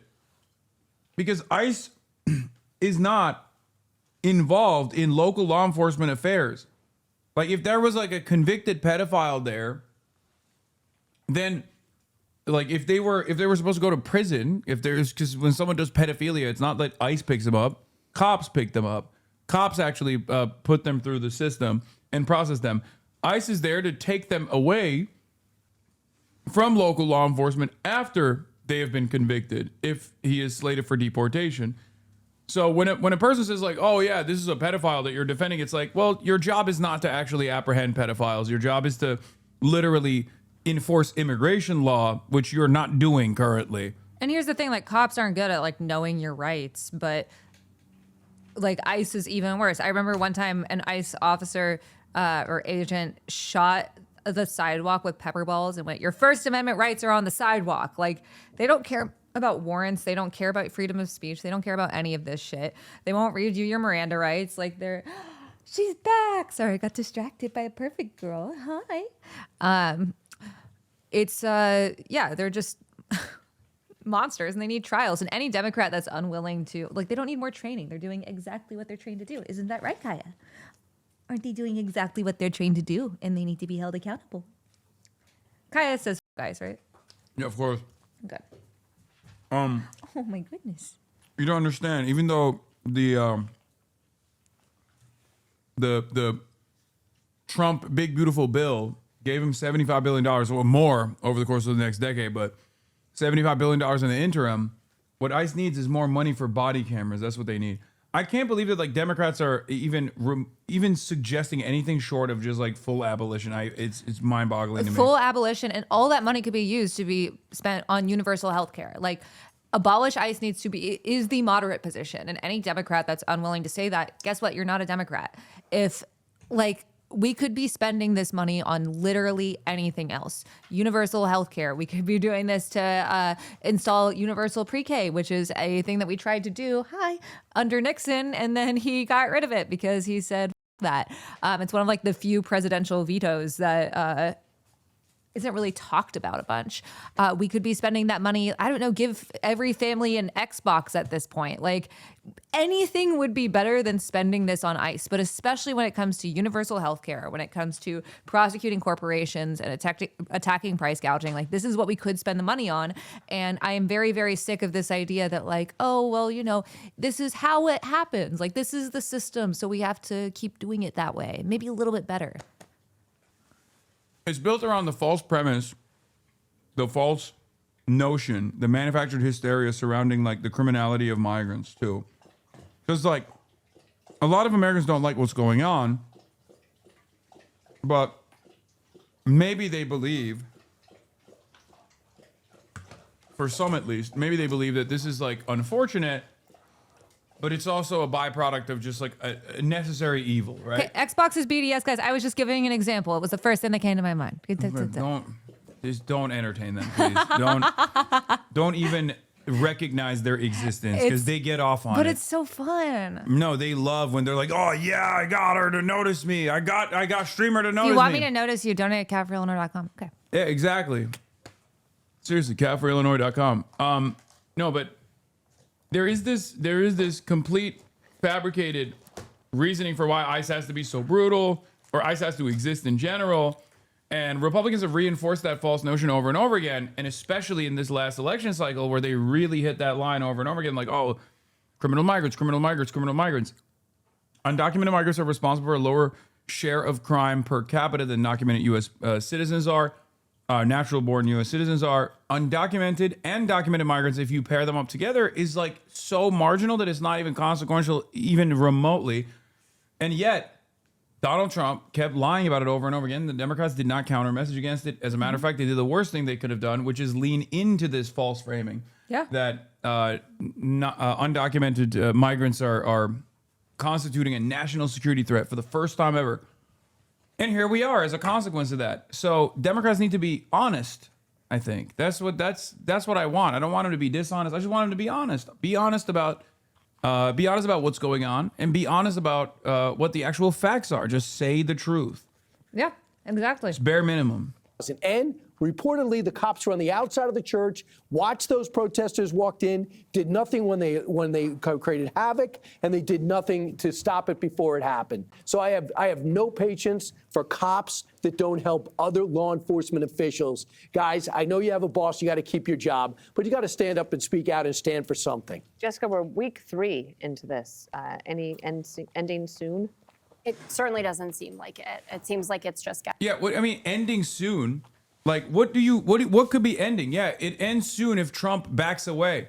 It ends soon if Trump stands down.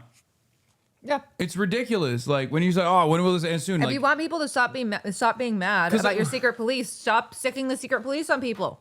Also, here's another way to, I guess, what's the successful way of ending this soon? Well, like deporting every Somali person that isn't even an immigrant, because again, this community is 90% U.S. citizens, 60% natural-born U.S. citizens. So, like, who are you even deporting? When the reasoning for why you have to engage in this kind of like mass apprehension is just actually for suppression, it's actually for repression, it's actually to like punish a blue state, a blue city where Donald Trump has decided to put the crosshairs on like a non-white population. If that's the actual goal, then it's not going to stop until Donald Trump either gives in and decides, okay, it's too much trouble for me, or they just, I guess, deport every Somali American somehow. Well, it'll never stop at Somali Americans. Of course. It will always That's go been to in the Minneapolis next thing. in general. Yeah, I mean, it's just like, it's not going to stop until you stop inflicting horror on people. Like, if you don't want people to be mad at you, stop doing things that make them mad at you. It seems really simple to me. I'm so mad all the time now. Yeah, I got to pee. started, and I think it's going to spread to other cities. In New York, they're practicing right now. I mean, I would practice, frankly, because I think He's away. I'm going to read the chat. Oh, wrong one. Desktop React. Okay. There we go. Nope. There we go. How's it going, guys? I know how to use OBS because we do streams at catforillinois.com/stream. Hey, Catherine. Hey. It's my campaign manager. I'm really tired. We woke up really early to fly in here. What's my opinion on AI? I want to spearhead AI regulation in Congress. Right now, there are 0 federal regulations on AI. Asha, actually, our mod, is going to be helping us with our AI policy platform. But part of it is I want to ensure that we're getting it out of schools. I want to make sure that we're forcing companies to ask users to opt in to their content being used to train large language models. And I want to ensure that make polluters pay also apply to data centers. So those are just like 3 things. I think that is actually workable with Republicans because with, the big bullshit bill, that was like one of the only things that even Republicans were like, you got to let us regulate AI on the state level. I am going to be real here because no rules, no parents. If you want to support our campaign, donate catforillinois.com. Our average donation is now $29. You don't have to donate a ton. If you can spare some more, that would be great. But if you can't, I get it. We are against AIPAC. We are against, the establishment. We are really trying to do our best to do things right. And we are playing an election on hard mode by trying to do it ethically. So donate catforillinois.com. You can volunteer for us at discord.gg/catforillinois. You can help support us on stream too. We are actually doing our D&D stream next week. We had Brennan Lee Mulligan on and we reached our goal. So it was the most exciting day. It was so much fun. But our election's really soon. So on February 5th, early voting starts. Support catforillinois.com. Volunteer at discord.gg/catforillinois. You saying bye or something? You nope, leaving? I just you weren't here, so I just talked about the campaign. Oh, nice. I hope we helped fundraise a little bit today. Hell yeah. Give me the numbers. Do you have them? Is it not good? Be honest. If it's not good, I'm gonna yell at them. we fundraised from this 9,200 today. We jumped on, yeah. Chat 9,200. We're up against 15 million. Just saying. But we are very grateful. AIPAC's and we are tied for first. Dump so much money. What about the 200 subs you got gifted? Oh, thank you for the subs. I have a campaign max out in terms of contributions. Right? What is it for Illinois? It's $7,000. So $3,500 for the primary, $3,500 for the general. That is, I did not bring you Malort. I'm sorry. Thank you for not doing that. It is disgusting. If you have any rich relatives that feel guilty about being rich, tell them to donate at catforillinois.com. But I am also, people are saying I'm poor. I'm also poor if this would have negatively affected only the make situation. $12K a year? What do you live in Chengdu? What do you mean you make $12K a year? That's crazy. To be fair, this year I've made your like mom's zero favorite money. farmer? Wait, what? As a farmer, you make $12K? What's going on? Malort is good, actually. Okay, you're getting banned. Take a second off. I made $15K last year, Beach Hill. Okay, that's crazy. Catherine, how much does an ad cost? We got $3K since we mentioned it. Okay, that's a little bit better, chatters. Nice job. For a month, probably for cable, like $200,000. $200,000? Yeah, for cable. But that's to drown out. Her campaign literally could not exist without AIPAC. It's crazy. Like, literally raised $200K the first quarter, I think. And this last one was the first one we were at. Who's the AIPAC back candidate on the race? Laura Fine. What's her background? Is she the Illinois state senator? Yeah, she's a state senator.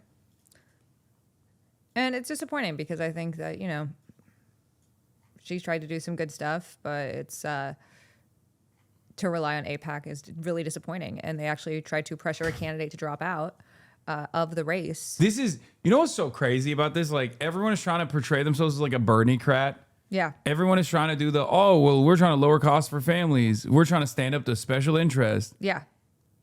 But then I feel like if this is like the third and fourth point, not to say that these aren't, irrelevant, but like this is going back to the establishment Democrat talking points very quickly. Yeah. As far as like how do you want to do that? Yeah, exactly. Like how do you can't just pass a law codifying Roe. How do you want to change the Supreme Court? For me, that's like a rotating series of justices because I don't think you should have the same people on every stand up to special interests is crazy on every single case. Except for AIPAC. Except for AIPAC. Yeah, that is my favorite headline of the campaign so far. AIPAC head host fundraiser for House candidate who swears AIPAC isn't backing her. Laura Fine has distanced herself from the Israel lobby, but AIPAC donors are pouring funding into her Illinois congressional campaign. Yeah. This is actually really interesting. AIPAC Do you know how thinks this they're works? so slick. Yeah, well, go ahead. You explain it. So there are like two things, especially in this realm, that is kind of how AIPAC knows that they're radioactive. So they're like, okay, we aren't technically endorsing this candidate. We aren't throwing fundraisers. So they ask donors, they're like, you throw a fundraiser. And so she's been out across the country going to these fundraisers, and it's all AIPAC donors, 1.5 million for the last quarter. It's crazy. How did that happen? How did that happen? That's weird. But technically, it's not by AIPAC, despite AIPAC literally sending out an email talking about how they need to beat me. Like AIPAC to their lists, sending that out. Yeah. And she still claims she is not supported by AIPAC. There's also other groups underneath it, like Democratic Majority for Israel and numerous other like pro-Israel groups.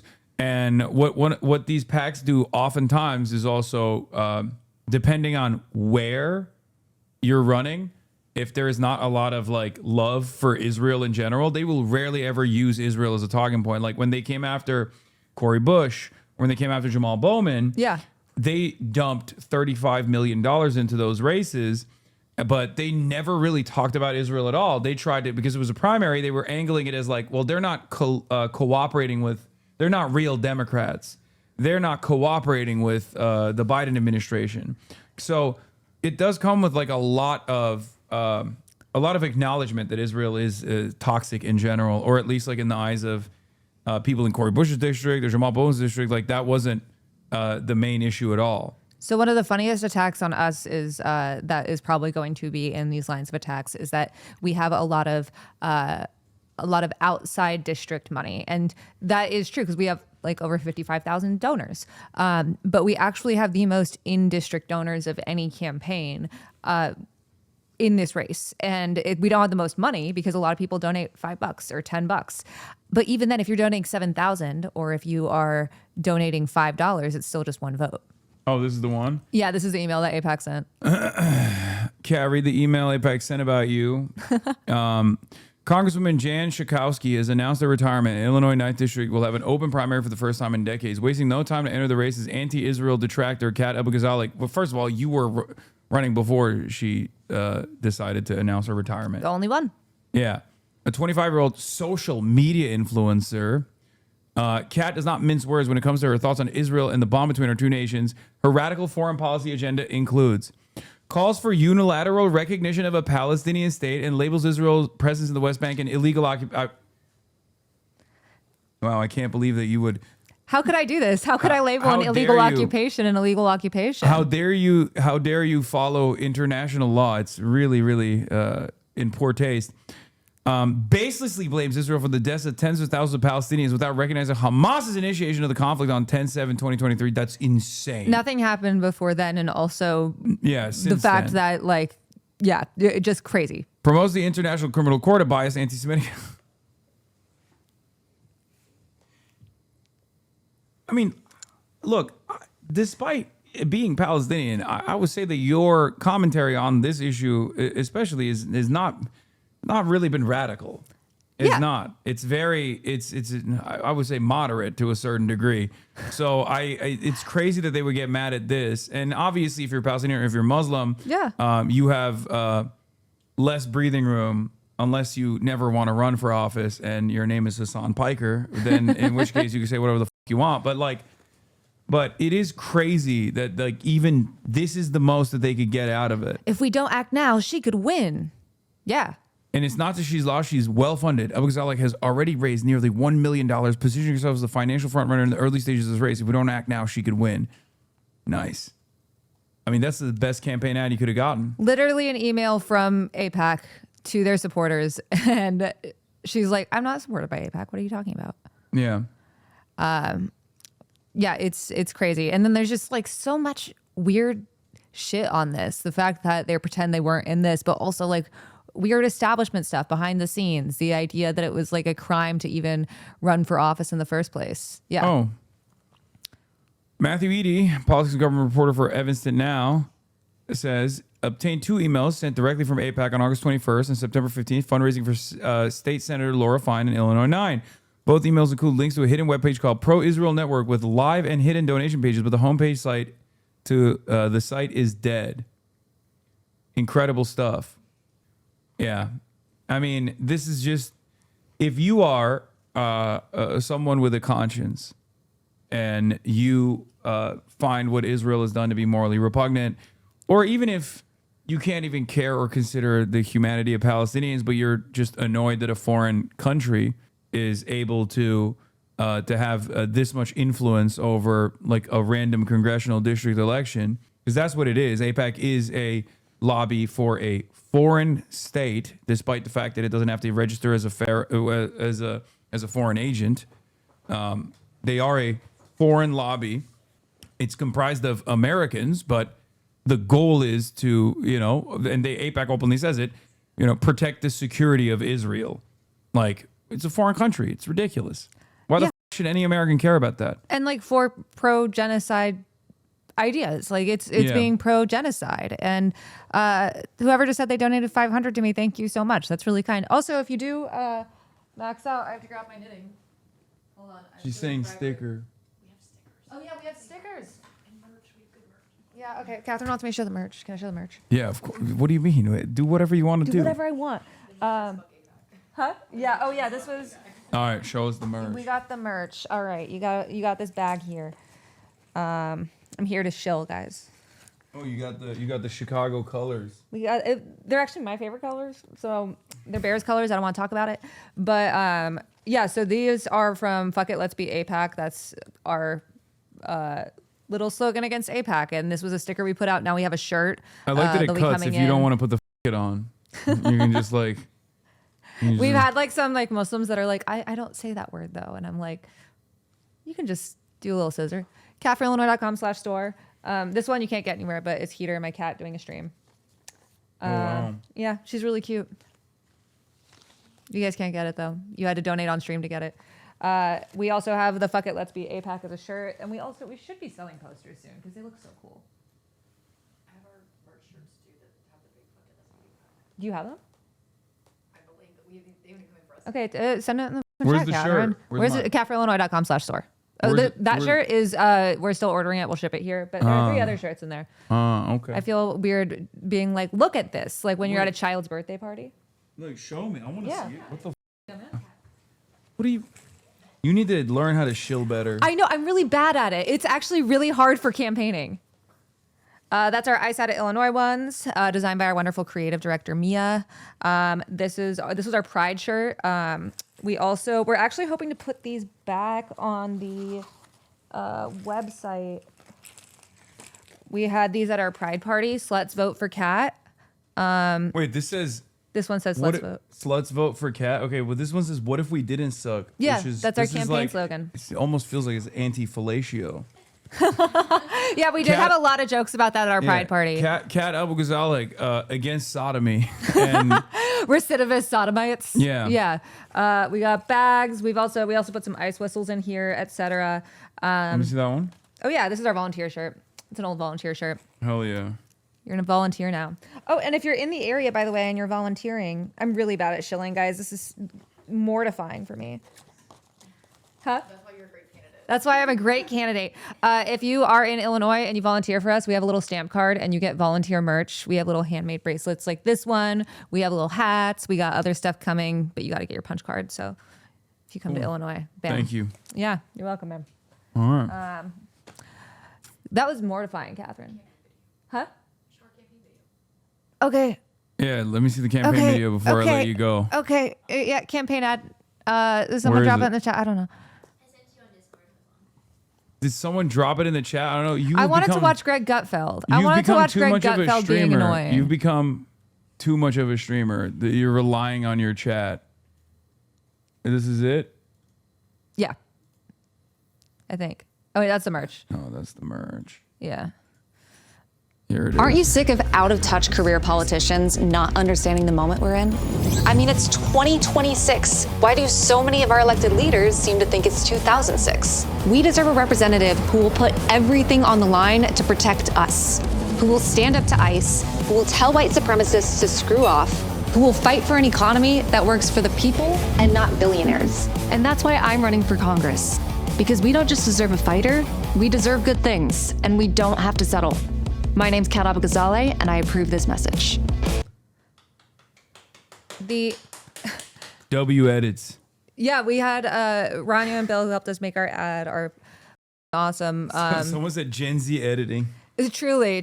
Like we were thinking about putting Subway surfers on the bottom. So this is the 12 days ago it came out. 12 days ago it came out. It was like our first ad. Like we have another ad about ICE specifically, but this is like one that we filmed. We have a bunch of volunteers in the background. It was so exhausting. God, I've seen my face so many times. But yeah, it costs a lot of money to get on. We tried to get on the Bears game, and we were going to be on the Bears game this week. But once again, I don't want to talk about it. But it's a lot of money, and AIPAC is essentially just plastering Fine's ads on the airwaves. But you haven't gotten any attack ads yet? Not that I know of. We did. Let me see. Can I preview it a little bit? Yeah, I want to see No. an attack ad. Yeah. Yeah. Okay, we've been working on a fake attack ad for me of like Kat Abughazaleh believes everyone deserves human rights and we haven't published it yet, and including Palestinians, like in a really scary voice. But we don't have any attack ads yet. We just have that picture of me in fishnets that Republicans keep posting everywhere. And then the lady giving me holy water. What is the photo of you in fishnets? I think I've seen it. You're sitting on a bar. I was a bartender. You're sitting on a bar. Yeah. Why? What is the attack there? Like, are they just like hot? But like that doesn't. How does that They're work? like she's a woman, and she's maybe had sex before. And do you really want this woman to? Oh my God, squeaky toy.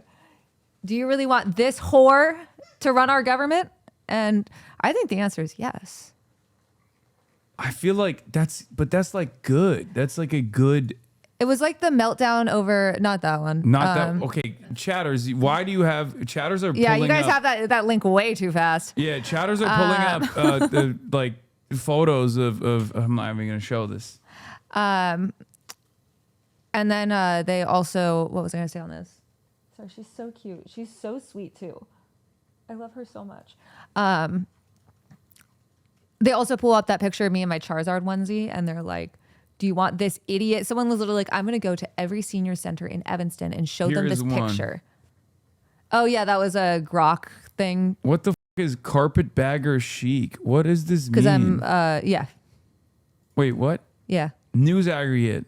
Chicago. Kat Abughazaleh walked into federal court Wednesday looking nothing like the brash activist seen blocking ICE officers' SUVs. The megaphone militant was gone. Is this ChatGPT? Oh, wait, actually, I do have one. Look up Chicago Contrarian Kat, and you will see that is the closest thing to an attack ad we have for sure. Even after relocating, she still voted in D.C. The same carpetbagger scam Jason Lee pulled when he voted from Texas. Oh, they're trying to hit it from like a you're not a real Democrat. You're like trying to f over the Democrats here type of angle. Also part of I'm not from here because I've lived in other places, and that's often what young people do. It's also where my father immigrated, but I don't want people to vote for me for that. Nightlife Cat, the punk-coated fishnet wearing influencer persona posed on bars for TikTok aesthetics. That's me. These aren't outfits, they're characters. Hey, hi Matthew. How's it going? Oh, local news is watching. They're always watching. Damn. He's always watching. I see you, Matthew. These aren't outfits. They're characters switched on and off depending on what she wants. Clout, cash, sympathy, or votes. The background she doesn't sell on TikTok. Abughazaleh markets herself as a working class progressive. Reality says otherwise.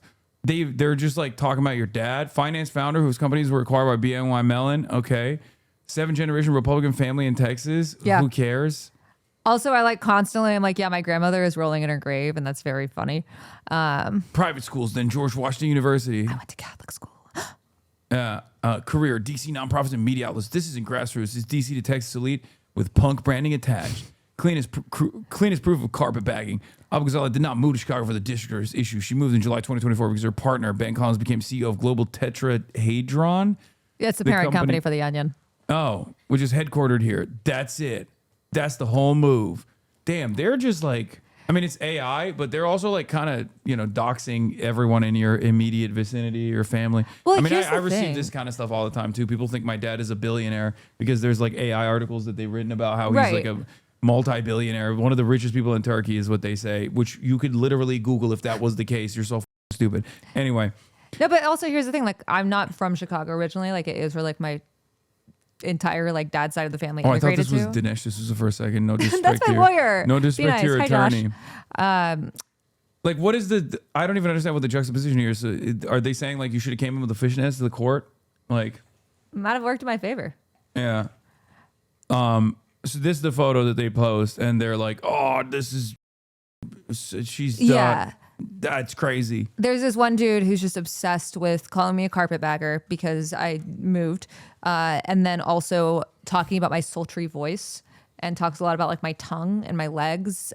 He's this guy is the Chicago contrarian, is just completely. He's done my a God. thread.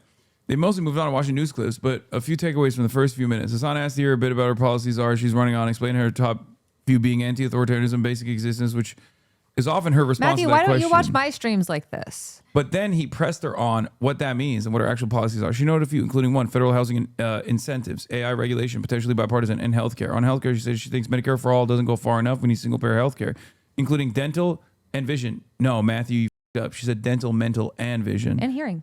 Oh, I didn't see. I missed out. I missed one. Man, Matthew, watch my streams like this.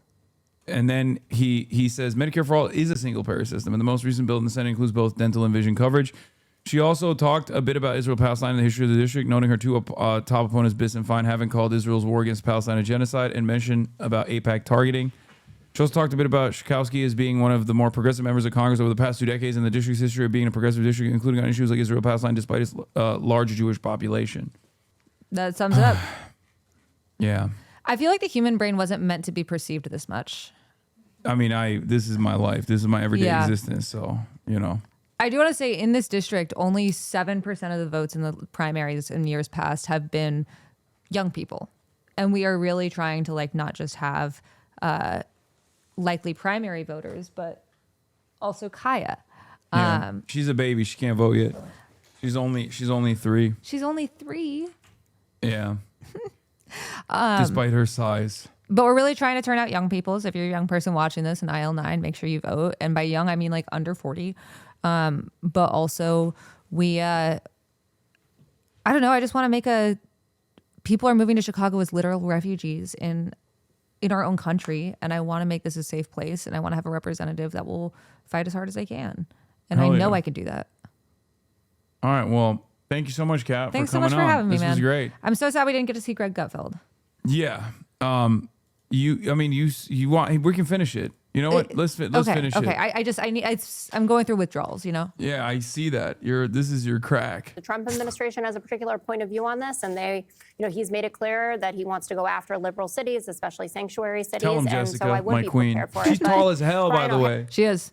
Yeah, I did a panel, and she was on it at the Pod Johns, at the Pod Johns conference in D.C. Sarah, who's a police chief in Minneapolis, is not one of those guys who says he doesn't want to She is cooperate like the with only ICE. effective He did a liberal huge interview messenger with on the New York Fox. Times. He was on 60 Minutes Yeah. last night as well, talking about the fact that his entire career from back when he was in Newark to moving to Minneapolis, he has always worked with ICE. But the way that ICE is doing it is completely incorrect. He said he's observed behaviors that are absolutely running in the face of what the protocol is. Okay, I agree with what you're saying. Let's go to Greg Gutfeld. Entering the church, you brought up, it made me That's think my of when there have been... That's my queen talking. That's crazy. Disrespect. You coming for the queen, you best not miss. attacks, and that was my first thought too. Yeah, we I don't was like, skip Jessica around these parts. We are like we're. I mean, sorry, I'm a Jessica Skipper, guys. That's crazy. Yeah, you what just if want to this get is to the another meat. I want the shooting? sick shit, And you we've know? seen it, and there are children in there, and that is just frightening. And so I think Governor Walz was absolutely correct to say you've got to peacefully protest, but you may not go into a house of worship. But this is all happening against a backdrop that is my bias. Yeah, but this is what it is. Like, this is the extent of liberalism where it's like, oh, you can't. Has she come on stream? Oh, we were supposed to do something. I forgot to, like, she would if I reached out to her. We've talked driving about the it. city to the point that there are people standing outside of their homes holding their rifles saying, like, I'm going to protect my community because of what ICE is doing. And this alarming contrast between how upset Harmeet Dillon is over this and the Trump administration, she's saying that she and Bondi are working around the clock. No right is more sacred than the freedom to assemble and pray to God at the same time. And then you listen to Todd Blanche, who was on with Shannon Bream. She said, hey, are you investigating Officer Ross's actions when he killed Renee Good 10 days ago or whenever it was? And he says, millions of Americans saw the video. We investigate when it's appropriate. That is not this case here. So we are not investigating. Got hit by a car.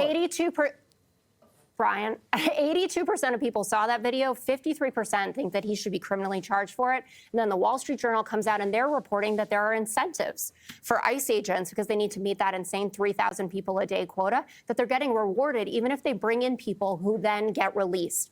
These stories of Americans being detained saying, show me your papers. There was a veteran, U.S. veteran, who's on a Carnival cruise, being arrested and a U.S. veteran on God, I hate Buttfeld so much. We're so close. But nowhere near as much as Jesse Waters. Like, but I they're just both hate how repulsive. Greg rhymes constantly. Like, he just doesn't. I didn't even notice that. Now I'm gonna tune into that. No, I literally one week I literally watched every single appearance Greg did on Fox and then cut up every single time he made a rhyme and then put it in one supercut.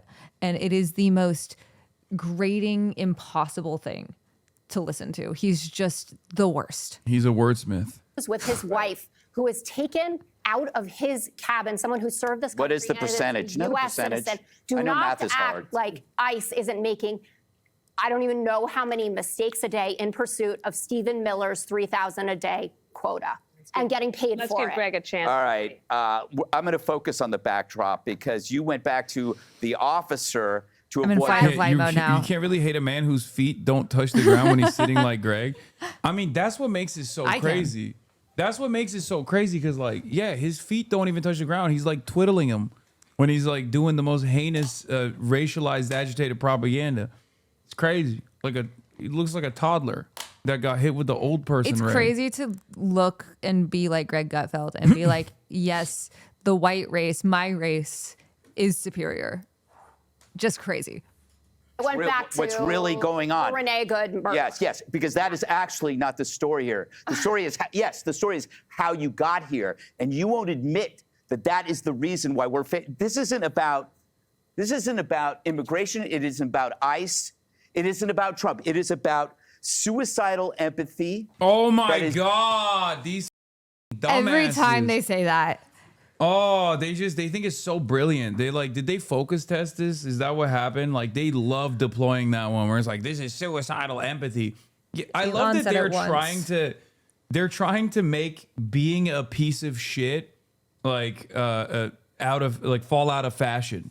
Yeah. Or no, sorry, not being a piece of shit. They're trying to make it. They're trying to make it in trying to vogue. make being a piece of shit in vogue. Exactly. Where they're like, yeah, oh, are you a good person? Well, that's suicidal empathy. And it's kind of crazy because it's like these guys are the ones who are like talking about how toxic masculinity is so like such a dumb thing to say, and they really, really bullied the liberals over the head, really hit them over the head with that over and over again. And then they just run around being like, no, you should be a asshole. Like, okay? they can't fathom that maybe you just care about people who aren't yourself. Like, it's literally, it has never crossed their mind. Or even if it's like, there is a self-invested argument here as well, which is that like Renee Good and many others, like they could be your neighbors. They could be your mom. They could be your sister. Caring about your mom or your sister is gay.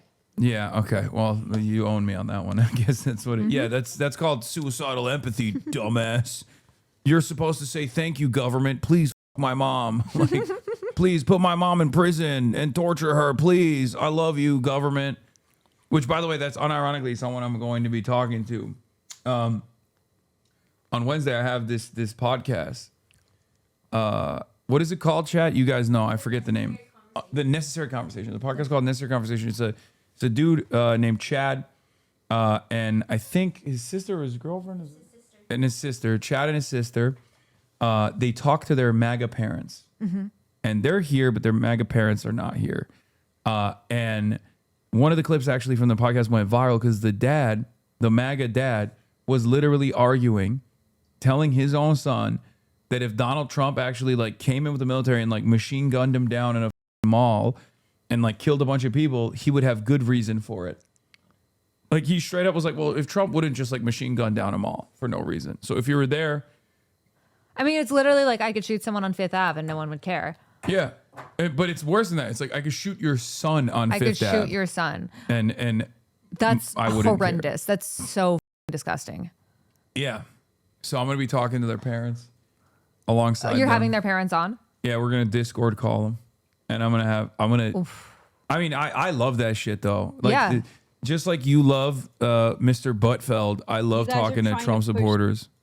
This the same as Nazis and the same as hiding Jewish people. It is not the same. Jules, do you see any similarities between Gregory Bavino dressing like a Nazi and leading ICE to disappear, kill at this point, shoot people in the face without warrants? These are U.S. citizens in many cases. Over 73% of all the people detained by ICE have no criminal record whatsoever. Do you see any similarities between this and Nazi Germany? Me, no. Now I'm trying to see where y'all are coming from. So the way I see it is, okay, these people are illegal immigrants, okay, so ICE is going in there. They're not, though. Taking them, okay. A lot of them are. No, Renee Good was shot in the face, a U.S. citizen. She tried to run someone over with her car. Should she have died? No. Yeah. But I still think the ICE officer. The dad is my favorite. Yeah, no, he goes beast mode every time. He's like, no. Yeah. And he's so self-assured. Bro. It's got to be awesome. God, imagine being that confident in the wrongest shit you've ever seen in your life. Yeah. How can you even be that wrong? It's just be a Trump supporter. Wow. All right. Well, Yeah. that feels like a happy note to end it on? to end it on. All right. Well, Kat Abughazaleh, everybody. Thank you so much for having me. Seriously, it was a blast. Do a plug one more time. Plug. We've raised over 30K today now. Thanks to y'all. Thank you so much. If anyone else can donate, catforillinois.com, cat with a K, volunteer discord.gg/catforillinois. We need help with phone banking. We need help with knocking doors. My district goes from uptown Chicago up to Evanston, west to Skokie, all the way to McHenry County. So if you're in that area, you know people in that area, tell them to vote. Early voting's February 5th. The election's March 17th. Yeah, thank you so much, everyone. And thank you, man. Oh, can I get you to sign this for our office? Of course. Do you have a pen? I don't. Do you have a pen? We got a pen? We need a pen. We need a pen. Also, I'm not sure if you've ever seen the Chicago rap posters, but we modeled this one for ICE. Oh, wow. Warning, target ICE. This is a real threat facing our community. What if we stood up for Chicagoans families? know. What if we stood up for families instead of tearing them apart? That's sick. We put them around in alleys. All right. Ethan, Asha, Blue, I love you guys. Our staff is great. Where do you want me to sign it? Anywhere. They're just going to put it on the wall by their desks. Yeah, we'll flick up. Here you go. Thanks, man. Hi, baby. You're so cute. Can I take her home? No. No. No. No, Heater would love you. He would love you. She's never been around a cat. My cat doesn't like other cats, but she does think dogs are celebrities. Hi, baby. Oh, she has been around cats. How is she around your cat? Okay. This tiny creature. It must be cool to be that big. All right, chat. Thanks for hanging out with me. All right. I'm going to take a quick photo, but I will continue with my coverage. Hasan Reactions, one of the best ones in the React channel.